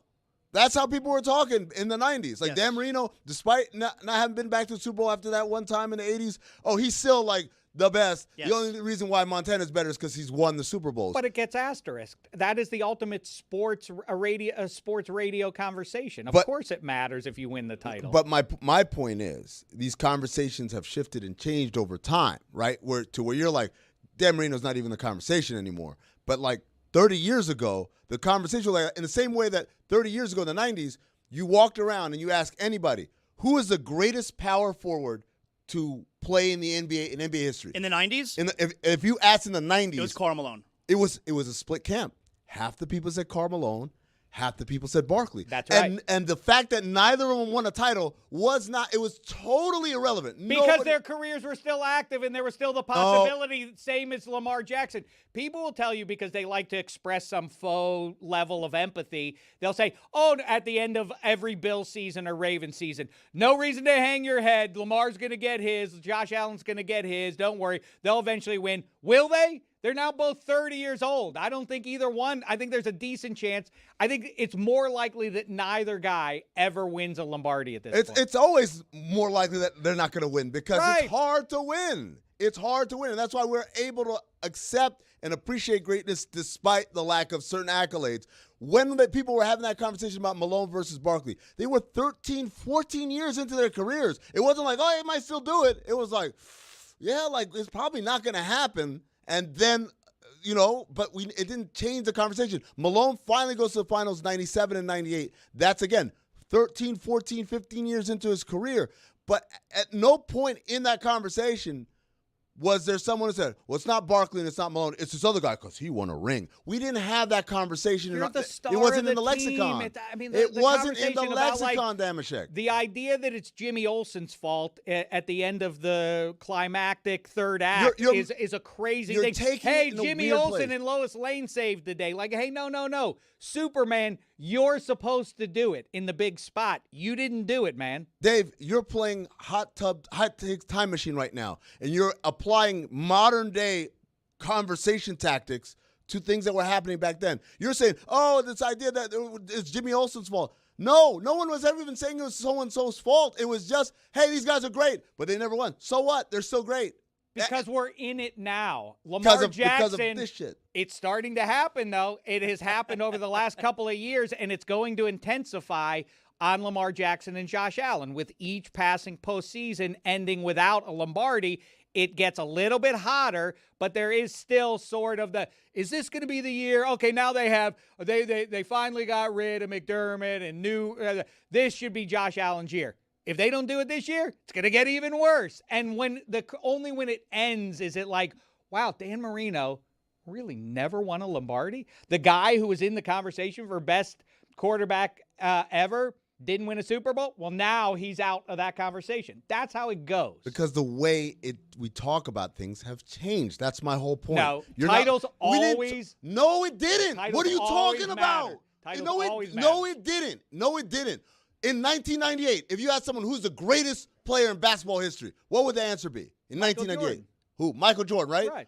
What about 1993? Magic, Bird. No, 93 people were still saying Michael. People were saying Michael Jordan in 93. Yeah. Mm-hmm. After the three-peat? Okay, yeah. Okay, so he's been winning titles. But Magic had 5 and Bill Russell had 11. It's this idea that the ring counter, that's where it is. That's where the end-all, be-all of every conversation. This is a modern invention. This is a modern invention, Dave. No, that's a rhetorical argument you're making. It's not. I lived it. No, but the jive is that once you get into being, it's not a fluke that you won one title. Oh, this guy's been the best player on the championship-winning team more than once and all of that.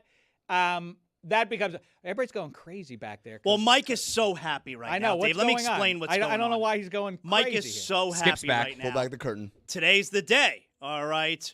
Skip Bayless is back. Skip Bayless, after being away, I believe, 10 years. Skip Bayless is back on ESPN television, split screening, debating on First Take with Stephen A. Smith. And Mike Ryan just told me, now it's not as if they have the volume on in there, it's just on the screen on mute like it is in here for us, Dave, but Mike whispers in my ear, still got it. Do you know what he came out the gates with?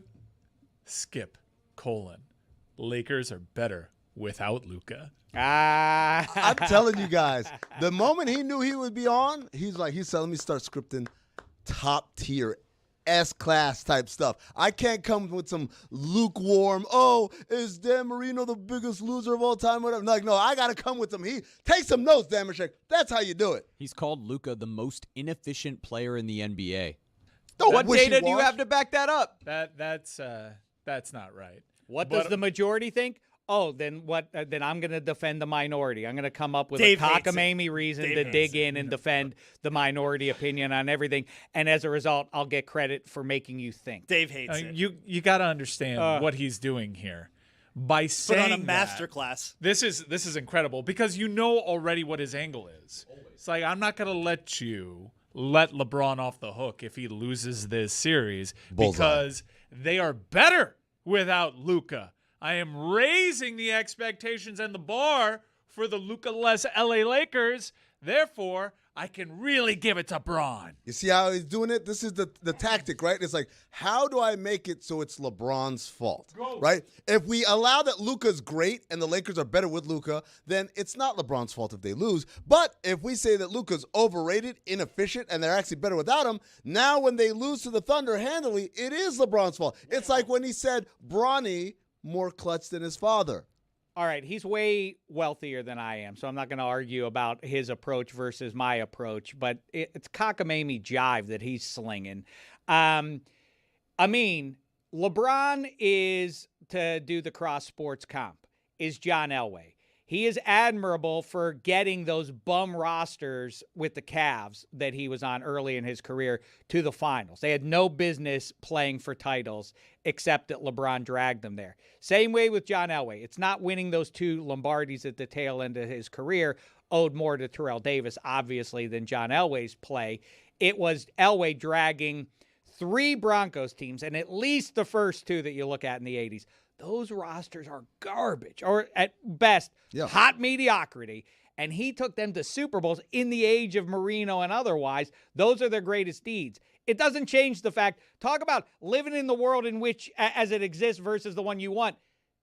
Everybody reacts to the titles. The enduring legends are the ones who win the titles. That's how it goes. You can argue with me about that, but you're digging in on nonsense then. Of course, the guys who win all the titles are the ones who we celebrate most 25 years after the fact. You're changing. No, I'm not. You're changing the point. You're changing the basis of the conversation. You guys are losing the plot here. Skip still got it. Yeah. They're asking right now, would Luka on the floor make a difference in this series? And I have the captions now. Thank you, tech team.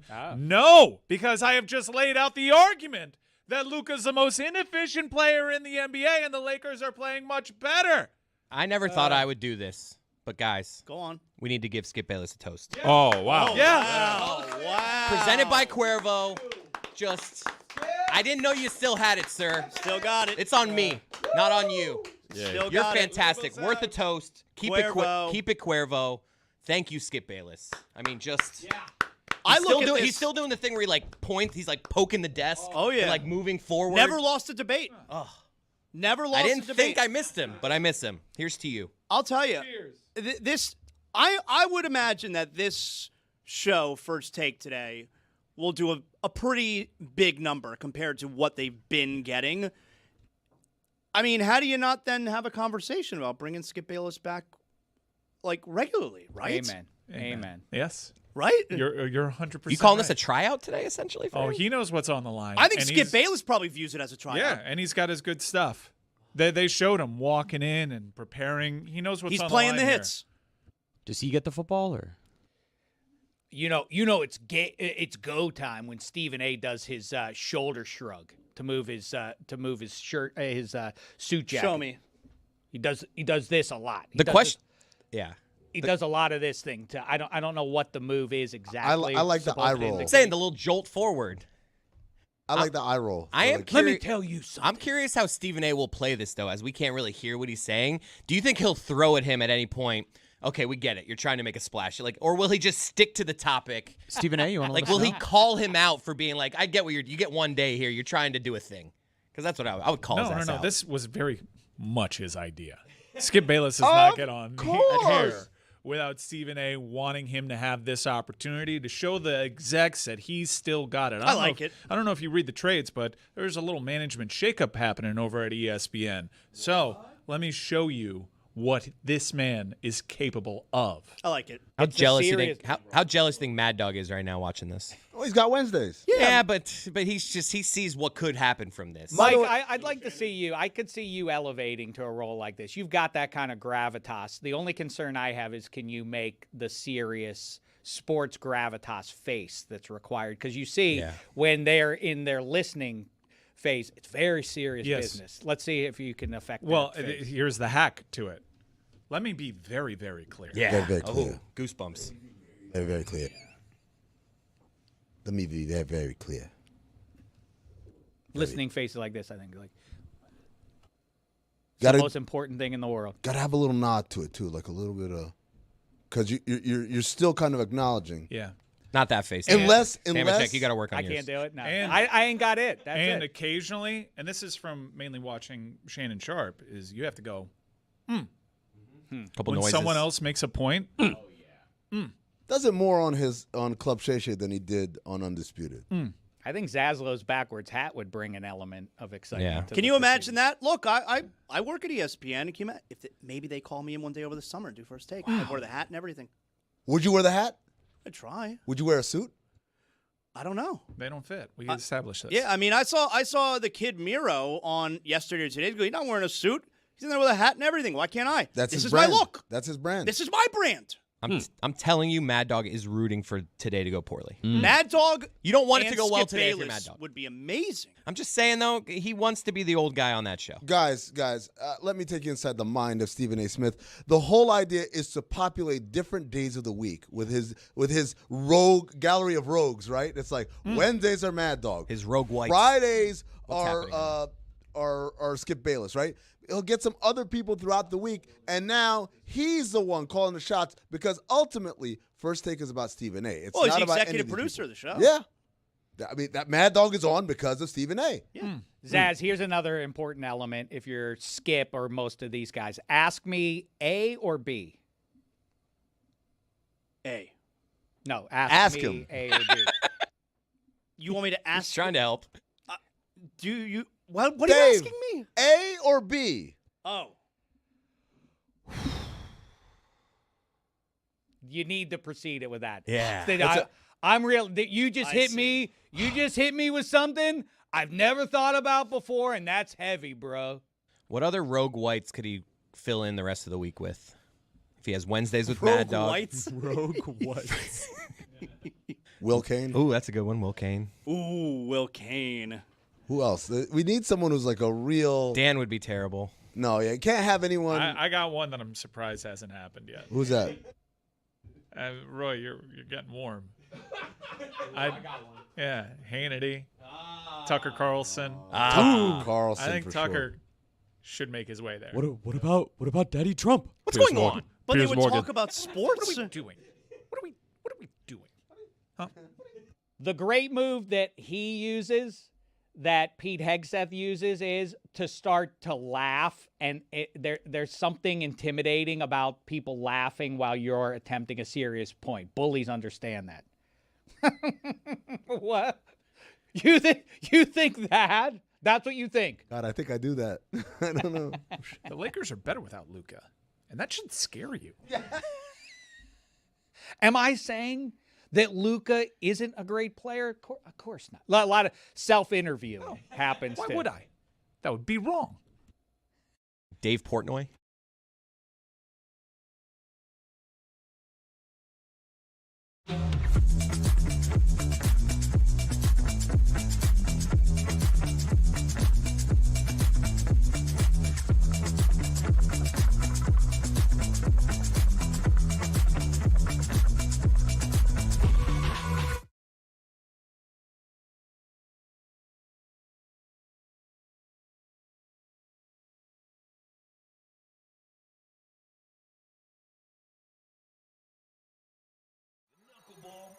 dead. The knuckleballer is dead now, correct? Completely dead. There's no one. Is there anyone throwing the knuckleball now? Someone has to be throwing Yeah. it. I would say Tim Wakefield was. None of us bad. have one. We're just like, yeah. No, there has to There's be. got to be. Well, wait a minute. The knuckleballer didn't go extinct without anyone telling us. As did long it? as there's breath in my lungs, there's a knuckleballer out there. Put it on the poll, Guillermo, at Le Batard Show. As long as there is breath in your lungs, will there be a knuckleballer out there? There should be more because if you notice, I mean, I don't have any stats to back this, but I don't care. I'm going with it regardless. I would say that the position players that are pitching have a much better ERA than average pitchers do. Because they're all just going out there throwing the ball like 35 miles an hour, and the hitters are so confused that they just get under it, they pop up. Like nary a run is scored off of a position player. Sometimes, but not always. I loved when baseball analysis was starting strong. I loved the people who would do the analytics on how a knuckleballer would screw up your hitters the next day. The preparing for a knuckleball would screw you up the next day as well because you're sitting out there hitting those 45-mile-an-hour butterflies. There's nothing that I hated more, like growing up watching the Marlins, than when Jamie Moyer was coming to play against them. And I don't even remember if he was a knuckleballer, if he could just only hit 75. Slop. It was just slop. He could only hit he like was not a knuckleballer. 72. He was just old, and he threw croutons up Anytime there was a Tossed knuckleballer or just an old man that could throw the ball really slow, I knew like this team can only hit fastballs, and this is going to be a long day and a long week because they're not going to be able to figure it out. And it's frustrating because you're just seeing these meatballs go over the plate. You're like, how can you not deal with this? This is so slow. Hit the baseball. And yet Jamie Moyer had a 20-year career. He was 40. He was still pitching. What is the ruling of the committee? Is Stugotz is nominated? I need some sort of formal ruling from the committee. He has nominated Joe Musgrove. Billy is passionately against. Chris, are you willing to give him horse status because horse status is before ace? Horse is not an ace. Chris, before you answer, I have good news on the knuckleballer front. There is still one remaining. Mickey Giannis of the Orioles is still throwing it. Okay? The worst team in the league. He's still out there, though, keeping the species alive. It also will not seems go though extinct. Mickey Giannis has only pitched one game in 2021. Oh. In Major League Baseball. He's still trying. Still breath in my lungs. Yeah. He is currently with the Chicago Dogs of the American Association of Professional Baseball, which I don't think is in Major League Baseball.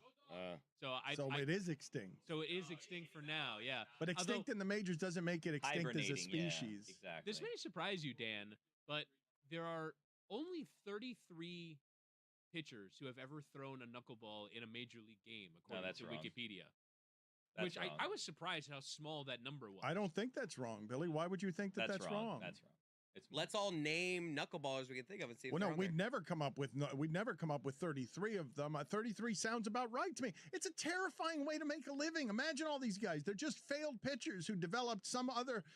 Whoa! Failed pitchers. Someone with like a 15, 20-year career is a failed pitcher? Yeah. Well, Jamie Moyer is not a knuckleballer. You made him a knuckleballer just because he throws Tim soft. Wakefield, soft toss. yeah, across decades.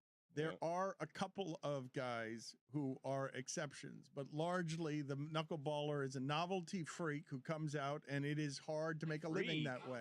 Jeez. Freak, what are you I don't doing? like how you're describing these things. Right. Rude. Isn't Phil Niekro in the Hall of Fame? I mean, is he? I don't think so.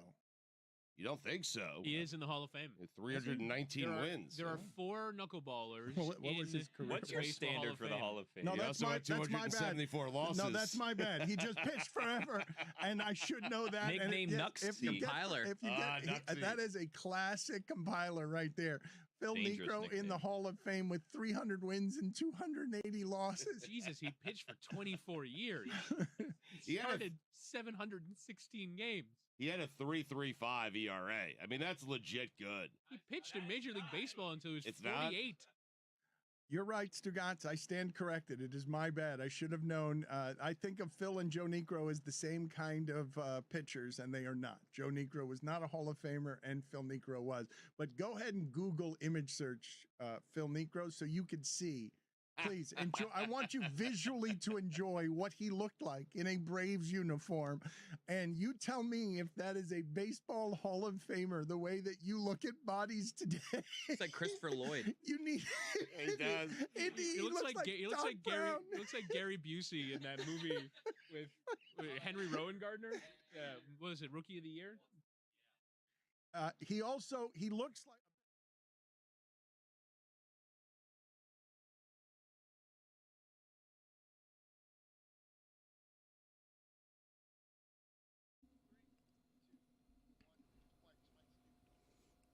I do want to address something positive from the basketball last night. I mean, James Harden was horrible, okay? But the Detroit Pistons have now won 5 in a row, and they were dead in the water, down 24 in the third quarter in Game 6 at Orlando. They've won 5 in a row now and are looking every bit, a team that can come out of the East now. Cade Cunningham, I'll tell you, I love watching him play. He is awesome. And when you think about it, he is unflappable. Nothing seems to faze him. He has the same attitude the entire game. And I really got to give him a lot of credit because you go back just a couple years ago, that team lost, 29 in a row? And it's like, whoa. Think about that. He's the best player on an all-time awful team, losing 29 games in a row. And now 2 years later, he's still the best player, but a team that could win the Eastern Conference. I feel like you don't get that very often where you're a great player and the team is just horrible, and then in pretty short time, this is a contending team. I really enjoy watching Cade Cunningham play. No, he's spectacular. Remember, a lot of people thought he was going to be the MVP up until his lung collapsed pretty much, and that kind of had to take him out the running, and he might still be it, I guess. I don't know. But, yeah, no, you're right. That's very rare to see someone who was around for the worst of times to be around for the best of times. Historically bad. Especially when the best of times happens literally 2 years after the worst of times happen. I'm not prepared to call them the team to beat in the East, even though they are the 1 seed. I still think the Knicks are better than them. I think the Knicks are better prepared and deeper, and they've been more impressive consistently throughout the Eastern Conference playoffs than the Pistons have. But for certain, I have to imagine staring death in the face and not dying has to give you some sort of different level of confidence and belief that you can see it. And it also helps that they're going up against a team in the Cavs that in the recent history people are looking at as, it's a little bit of a soft team. But again, I urge everybody to remember it's the playoffs. They won the first 2 games at home, and now they're going to go to Cleveland, and we'll see where it goes. Well, that's my biggest pet peeve in the NBA playoffs, where I'm sure we're getting this all over the place today, where Pistons are up 2-0, series is over. Series can't be over until we allow Cleveland to play a game at home. Now, there's a difference between... First thing home team loses? You like that saying? No, I don't like that, because if the home... Toronto and Cleveland series never started? Never happened. Never started. Toronto's still waiting.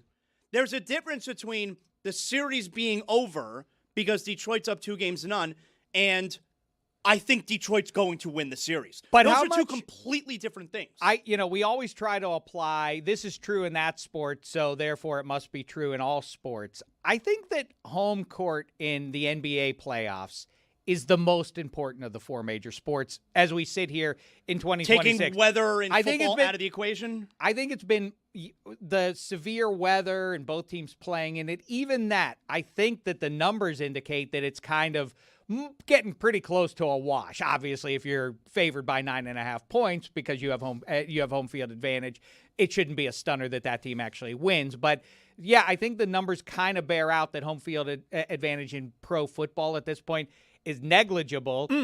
I think in hockey that's true. Yeah. Baseball, who cares? It's who's the starting pitcher, so it would only be the NBA, right? Yep. he's at it again. You're smitten with Skip Bayless. Oh my God! Wow. We can all learn something from him. Skip : I'd rather be a Cowboys fan than a Knicks fan. Wow. Such a good show. Much better than what we're doing. In fact, leave us. It's okay. We understand. Can I tell you something Cowboys related that I was galled by, and I think you, Mike Ryan, were too?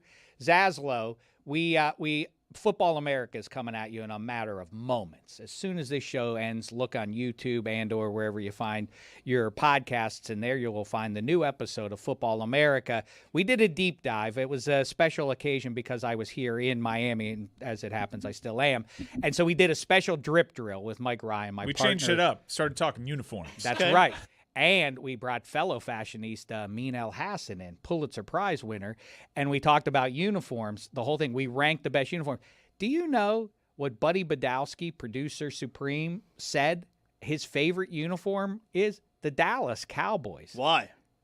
Their pants don't match their hat. I mean, like, how can they be in contention for best uniform? I was outraged by that. Yeah, well, sparks flew. Don't give away the goods. Football America Today? Football America Today, yeah. It's a good one. So last night, the Thunder took a 2-0 series lead. They beat the Lakers by 18.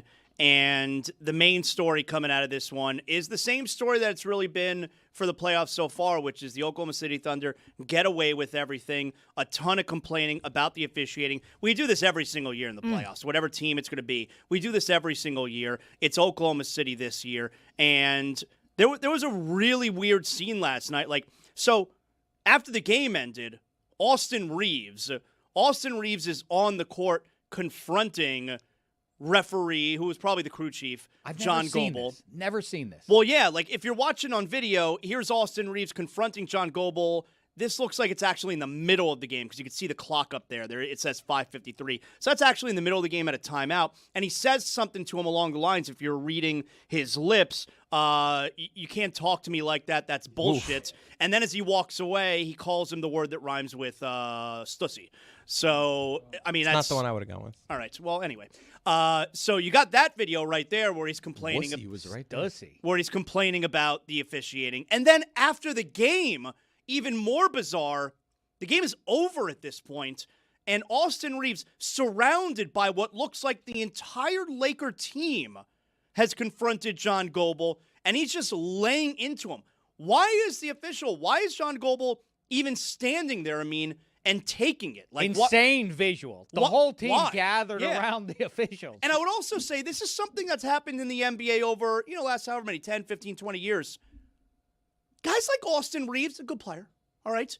But why does anyone on every team get to dress down the referee? I feel like it should only be the captain. Only the best player should be able to have this kind of extended discourse with the referee. In soccer, they have an armband to let you know who the captain is. In hockey, you got the C. Yeah, we don't have that in basketball, so it's hard to tell. Because sometimes the captain is a guy who doesn't play a whole lot. All right, but the guy coming off the bench is not the guy who should be reacting and arguing with the official. But that's not Austin Reeves. He's not a guy coming off the bench. He's one of their best players. He's a good enough player to, I think, advocate on his behalf towards the referee. The irony is, I think the conversation was centered around the way John Goble was addressing Austin Reeves. Austin Reeves did not appreciate that. And do you remember the play? I don't remember the play. I know that I listened to the post-game presser, and he said, basically, the way he was talking to me was so disrespectful. It's like, I wasn't disrespectful. I've said way worse things in the past to referees. This was relatively calm, the way I was talking to him. For him to talk to me in that way was beyond, cross the line. And the big thing he said is and I think he knows it because he should have teed me up. But But again, it was over a jump ball, and if you look at it, it looks like nothing happens. Yeah, I can't grasp what his foe who is aligned around the jump ball is to his right. Then he moves his spot to the other side of Austin Reeves, and that was the thing that set Reeves off. Goble apparently then turned around and yelled at him, probably some effect of, stop moving. And that apparently... Reeves felt disrespected just the way he delivered the message. Look, I don't know what Goble said to him. I know that players get into it with refs all the time. And, Dave, that's a call. He was arguing a call. It happens all the time. That's not the point. His point is the way that Goble spoke to him crossed the line of decorum. And that's what that scene at the end was about. I was like, you don't talk to me like that. You can call whatever you're gonna call, but you can't talk to me like that. We've had this in the past. When I worked for the Suns, we had a player, Zabian Dowdell, who had the referee called him a bitch, and we're like, yo, regardless of what Zabian whether he argued the call where he was like a kind of like a journeyman guy. So is he relevant enough to use kind of Zazzle's terminology to argue the refs? Maybe he was, maybe he wasn't. But the point is that does not allow for the refs to carry themselves with no decorum there. And that's the part that this whole argument is about. It's not about, oh, was that a jump ball? No one cares. That's just one of many calls that players argue about during the game. It did 12 minutes on would you rather be a Cowboys or Knicks fan? 12 minutes. This is iron sharpening iron, Zaz. This is a test. We're in the crucible right here. This is difficult to try to conduct the conversation while Mike Ryan, this is what he's doing. Do you see? I'm texting all my friends. Like, this is him challenging you to raise your game. I'm not going to. Is that what you're doing, Mike? I'm not going to give you my eyes, ears, or any of my attention until you earn it. Over Skip and Stephen A. Hey, Steve. No. Stephen A., please. That's all you need to know. That's all you need to know. If somebody says to you in your life, what if I said to you, hey, Johnny, would you go like, no. It's Jonathan. He just pointed at Stephen A. and said, don't you disrespect Paul George like that.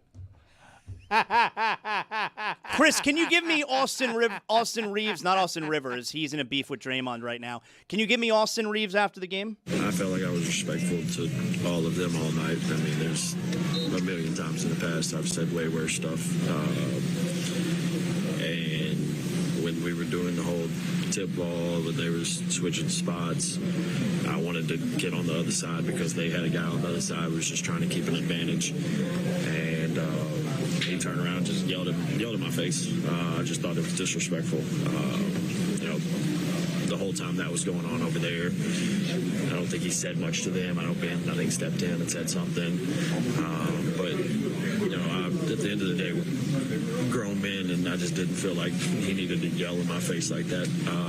I told him that. I wasn't disrespectful. I told him if I did that to him first, I would have got a tech. I feel like the only reason I didn't get a tech is because he knew he was in the wrong. So, I felt disrespected. Okay, first of all, if I would have done that to you, I would have gotten a technical foul. That's right.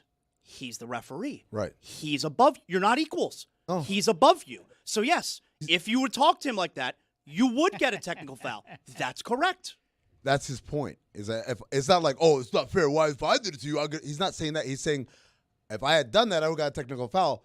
But I didn't do it, and hence I didn't get a technical foul, despite me telling him this was very disrespectful. Oh, I thought I took it as him saying, I can't talk to you like that, so you shouldn't be allowed to talk to me like that. He shouldn't talk to him like that. That's right. Like, he shouldn't talk to him like that. But the point he's making is, as I'm pointing this out to you, if I was disrespectful the way you were, you would be teeing me up. So the fact that you didn't tee me up as I'm pointing out this disrespect to you indicates you know I'm right. You know I'm in the right here. But he also says earlier than that, I've said a million things worse than that. In other games, yeah.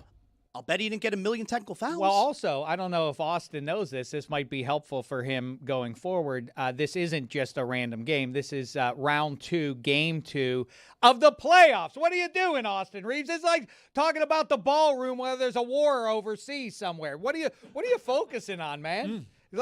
Hold on. He didn't come out and say, guys, assembled media, I got something to say. They ask him the question. He's answering the question. Open a meeting. He confronted the referee the at whole the end of the team game. surrounding the officials after before. game 2 of a playoff game. That's wise. That's focusing on what matters. What are they supposed to do? The game's over. Well, exactly. Not bellyache about the officiating. No, he didn't bellyache about it until they asked him about it. Yeah. Oh, but they only asked him about it because of the scene that he made. That was belly aching. What we saw in that court with that's belly aching. I don't know what belly aching is if it's not every player surrounding the ref. Yeah, like if he doesn't do that at the end of the game, the media is not confronting Austin Reeves about this. What are you guys trying to protect the referees from having someone have a conversation with them? No. Then what's the deal? When have you ever seen an entire team surround the officials after a game? Don't go be mad at the team. Like, he can have that conversation. He can have that conversation. You could be mad at LeBron and Jackson Hayes for hanging around. Maybe they want to make sure their teammate doesn't do something crazy like slap a referee or whatever. The presence of these people is not somehow an indication that you guys are worried about the wrong thing. That's kind of ridiculous. The game's over. I'm going to say what I have to say. My teammates are here to make sure nothing gets out of hand. And LeBron created another legendary meme. Did you see just him nodding along? Right. Oh my God, the yeah, internet's that's having a field day with it. It's my favorite thing. Someone said it's like, oh, when my girl is arguing with the front desk about a hotel reservation. Yeah. That's the best one I've seen so far. Just nodding along. I mean, to be clear, if you are a referee, you are a weirdo. Have you ever met when you were growing up, Zaz? Ask the kids as you're driving on your road trip this weekend. Ask them. Any of you aspire to be a referee? Any of you want to grow up to lord the rules over people better at a sport than you? I'm not. You got to be a I'm not- weirdo, chip on the shoulder. I want to I'm be not one gonna of the say any guys. of that. Oh, I got drafted last one too many times in pickup basketball. Now I am going to get my revenge by officiating you. I'm going to call I'm not fouls going to stand on here, you. Dave Damashek. I have many friends who are NBA officials, both past and present, and I won't stand here as you besmirch them, call them losers and weirdos I with didn't say chips on their losers. shoulder. I said weirdos. Weirdos with chips on their shoulder. That's not true. These are people who love the game, and there's a role for everybody, and someone has to do that role, and they do a good job. And also, many of them, former players, pretty good players.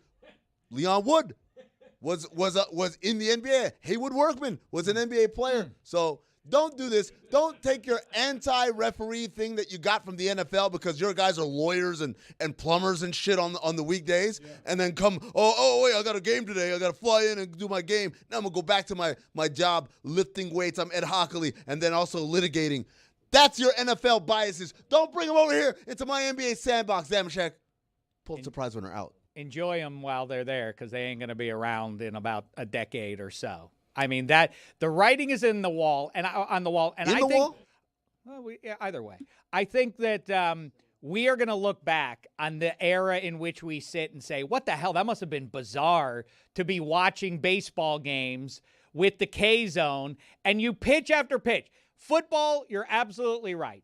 You can go back at the suspended sort of reality in which we're asked to live in is that we can all see in HGTV, like, oh, he did get both feet down and he did control that pass. And that exposes the NFL official, sure.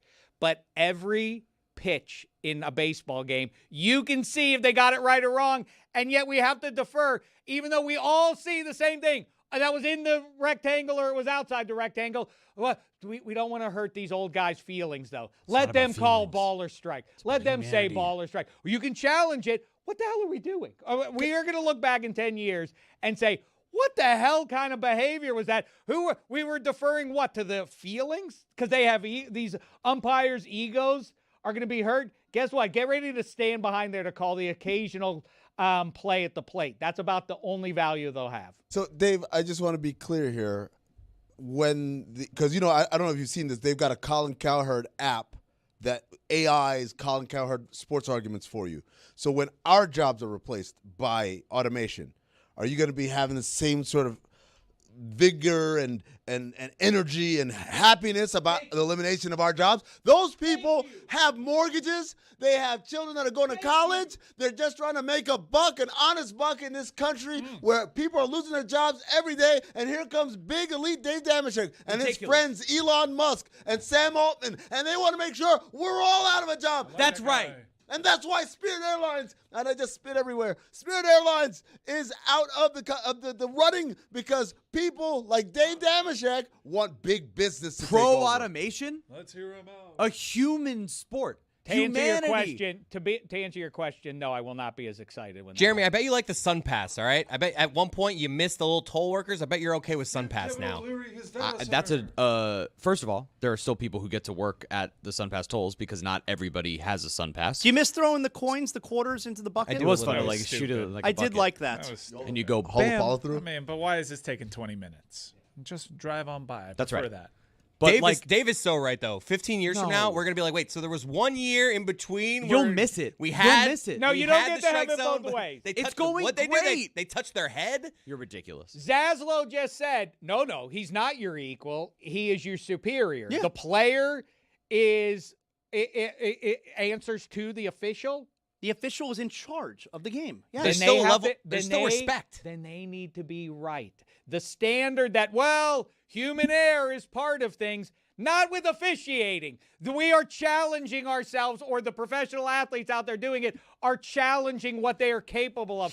Can they complete what they are efforting to do? That is not the standard for the referee. It is to say he violated the rules in his attempt to accomplish this. That's it. Get that right. It is not the same standard of human error. That's the players are allowed to These square, people are the most scrub. excellent in the world at their job. They had to work through several layers of whatever their sporting league is. If you started as a referee and you were doing high school refereeing in football, you worked your way through to get to the NFL. If you were doing it in the NBA, you started at a level and you worked your way through. If you're doing baseball umpiring, you worked your way through. You're one of the best in the world. And yes, in anything, there's going to be human error. Tony, earlier this week, said there's going to be a great day today on Saturday. That's a beautiful thing. It's a beautiful thing when we have human error. Not in the bottom of the ninth of the World Series. And guess what? You can challenge it because we have the automation to back it up. But this is just like the self-checkout line.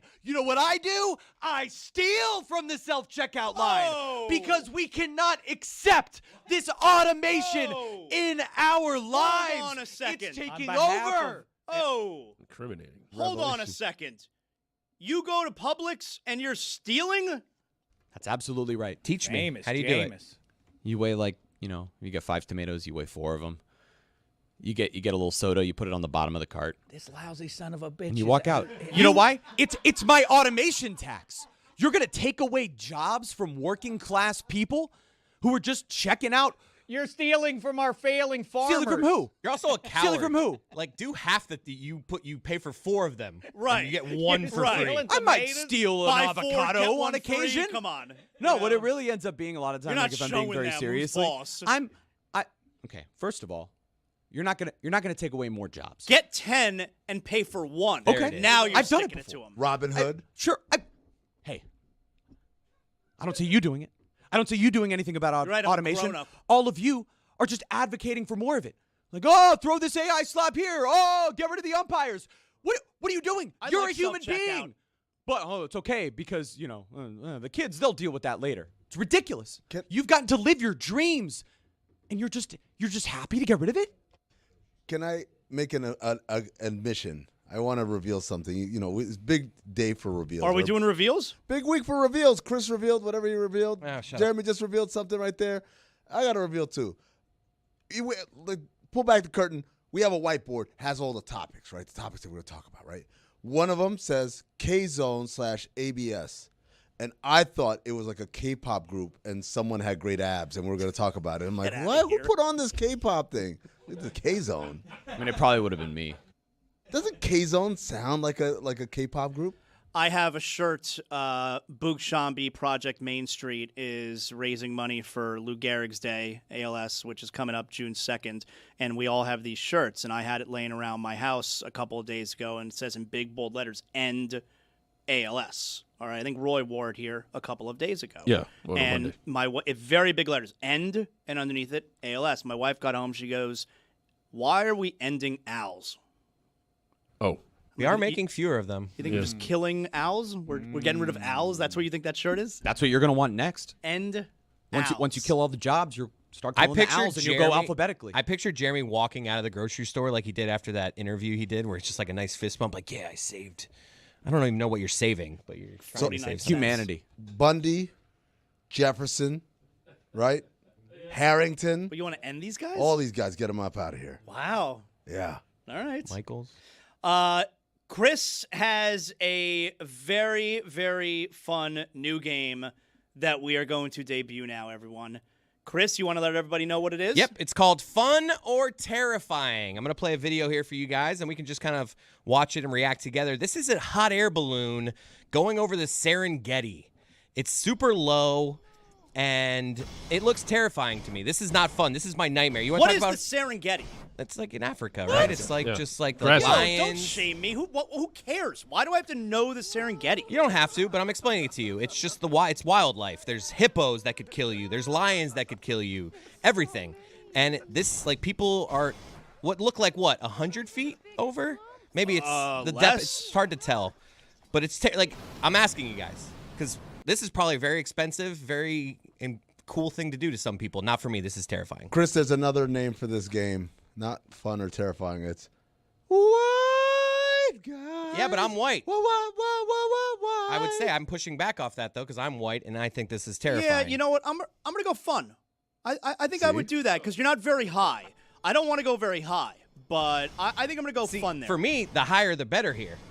Like, I don't want to be 50 feet above all these Dan Le Batards. You're worried about a hippo jumping up and trying to get you? It's just, no, I'm worried about it having to make an emergency landing, and all of a sudden, I'm terrified. All right, but the same thing would happen if you're higher up.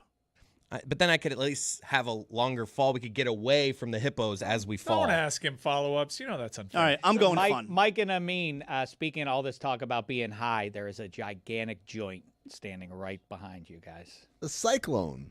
That's it. Oh, is that what that is? Dave, are you in on this? Unibrow blunt. Dave, you ever been in a hot air balloon? No, I would never. I would never even be in that position in the first place. I would never. My wanderlust is gone at this age. You know about that wanderlust? I have no interest in traveling to exotic lands. If I ever was interested, that has come. Have you been in more hot air balloons or tanning beds? Oh, you need to see Vietnam before you die. Nah, I'm okay. I think tanning beds. Is Wander Franco's full name Wanderlust Franco? Was that question random to you, Mike? Sorry about that. It's a little random. Answer is Vietnam question, though. Ask again. I'm sorry, I didn't hear. You simply must see exotic Egypt before it's too. No, thanks. No, I'm all right. Just let me know. Just show me the pictures of it. I'll just take a look at yours. Zaz, not all segments I'm are good. winners. We tried here. No, I think we'll give it another try another day. What were you trying to do with the I'm tanning not out bed? on fun or terrifying. I was trying to get them to tanning beds. Yeah, I mean. Oh yeah, that is. Thank you, Dave. It did come up. It did come up previously. Who do you think, Cody, has spent more time in a tanning bed in his life? Dave Damashek or Jonathan Zaslow? I would imagine Zaz has never been in a tanning bed, and you live in California, so if you made me play this game, I would think you have been in more tanning I believe beds. you maybe bowed to the societal pressures of Los Angeles. You just you're a little darker, so you just look like somebody who has tanned. Al- I could argue Zaz has never tanned. Yeah, look at Zaz's skin tone. He can't even tan even if he wanted to. Also, big ass head. How's he going to fit in the tanning bed? Like, it won't close. It That would be tough to negotiate your head through the tanning bed space. You will be surprised to know that I have done tanning beds several times. Why? And the last Are you time? able to get onto a plane with your head, like because that hole is a What are little you bit asking tough. me? I don't know. He's asking you if you've been able to board a plane because he questions whether or not your big ass head fits. If your through. head didn't fit that's into what the you're tanning asking. bed, then how's it going to fit on an airplane? Yeah, I have been in a tanning bed. When's the last time? Several times. Early 20s. Can you? Wait, was this like a radio sponsorship No, thing? not. It was before I was in college. Early 2020s? Oh, I thought it was 2020s. At Santa Fe. Speaking of radio sponsorship things, another Sedano video has dropped. I'm gonna go effort that right now before the end of the show. All right, so I've never been in a tanning bed. I have dignity. And why would me living in LA now mean I would go to a tanning bed? The sun's out there. Why would I need the fake That's thing fair. when I've got the real thing over Hasn't my head? stopped everybody else in LA. That's right. So everybody I know, it's a steady flow of people going to the tanning bed every day. All right. Well, while Amin is efforting the latest Sedano video, walking around in a robe. By the way, I've never worn a robe in my life in any setting. Really? I have never put on a robe. It Not seems even like when you're being a cuck? It's all right. I already told you about that. You can just open it up. You know what, Jeremy? I was just about to let you talk about something that you would want to talk about. So instead, because Jeremy comes in here on a daily basis wanting to talk about things that nobody wants to hear about. So instead of that, I'm going to allow you, give us a couple of topics, and we'll pick which one we give you a little bit of a time to talk about. Okay. All right. How many you got? Three max. Okay, I got 3.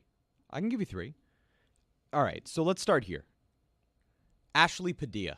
Y'all know about that Ashley Padilla? No. Ashley Padilla is currently emerging as one of the all-time great SNL performers. Was that you who compared her to Kristen Wiig? I did. A few days ago? I did. That's a loco thing to say. I know out it loud. is. She is, at the beginning of her career, she is still just a featured cast member on this show. She's amazing. So I'll stop right there. There's also a new film coming out called Last Dance. Not what you think it is. It's a new film about a composer who invites his daughter on a gay cruise in the Caribbean in 1991 while retreating from the reality of his AIDS diagnosis. Okay, Starring... all I need to know. Okay, next. You want to know about the stars? Next. Actor named KJ Apa from Riverdale. He's got an alternate identity as Mr. Fantasy, a musical artist. And he recently called out Mr. Fantasy, saying he's a liar. Dave, and a thief. Vote. Which one? Can you go 0 for 3? You can. I mean, Guys, Rachel Zegler's in that movie I was talking about. Horrible. Talked about her a lot. One of the great on young occasion, actresses of our time. Sometimes the hate will win in my heart. Super and talented. I would like to hear, because I already hate that guy. Terrific vocalist. Whoever that guy was who has an alternate. Oh, Mr. Fantasy? All right, go Whoever ahead, that Jeremy. is. That's All right, the one KJ that- Apa. There's a show You're called on the Riverdale. clock. All right, so Mr. Fantasy is this alternate identity that came out on TikTok about a year ago, and I think it was May of 2025. And there's But this we guy, don't know and who, everybody's like, who his "Who is it?" real identity is. Well, what we I like do that know. I like that we barely know who he is, but he's like, hey, guess what? If you like this, I don't know who you are. Well, you Get don't a know load 'cause of my you're alt ID. Old and a fool. Again, I don't know who Jeremy, you are. you're losing your time to Dave. KJ Apa is an actor who was in the TV show Riverdale. It's the Archie comics, if basically the Archie comics Wasn't were that also 20 years great. ago? So, as the cyclone comes through here and is spinning around, Mr. Fantasy is essentially this alternate identity. Everyone was like, oh my God, who is this person? I don't know who this person is. And then ultimately people started to figure out through context clues that, wait, I think it's this actor, KJ Apa from Riverdale. And so over the span of time, he has refused to acknowledge. But recently there was a new music video in which the other stars of Riverdale, including Plantation's own Camila Mendez, Cami Mendez, graduate of American Heritage Plantation, she was in the music video. So were the other members of this show. But it didn't make any sense because Mr. Fantasy can't possibly be KJ Apa.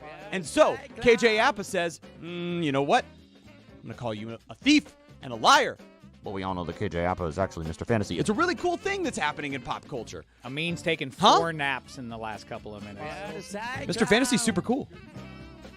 48. All right. You should look. He looks ridiculous. I think Mike was right. Put on Skip and Stephen A. It's good music.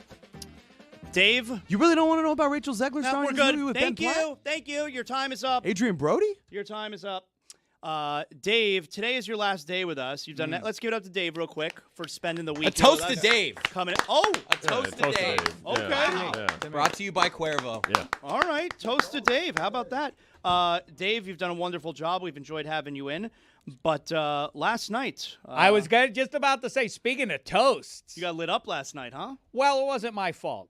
Our pal here on the other side of that door, Zaslow, Cynthia, I went up to get my tacos, as I do when I'm here. I love that they have delicious tacos here at the Elser. And I went up there to get my standard fare of tacos, and Cynthia was there. I found her seated at the bar, and I joined her. And the next thing I knew, we threw it on real good.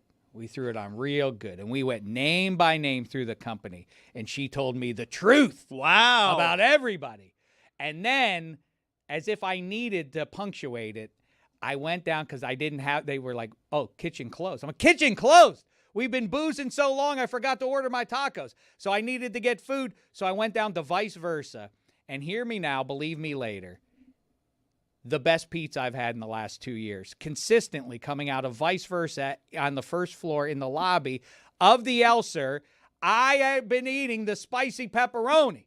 But then the bartender said, do me a favor. Do yourself a favor. Try the clam pizza.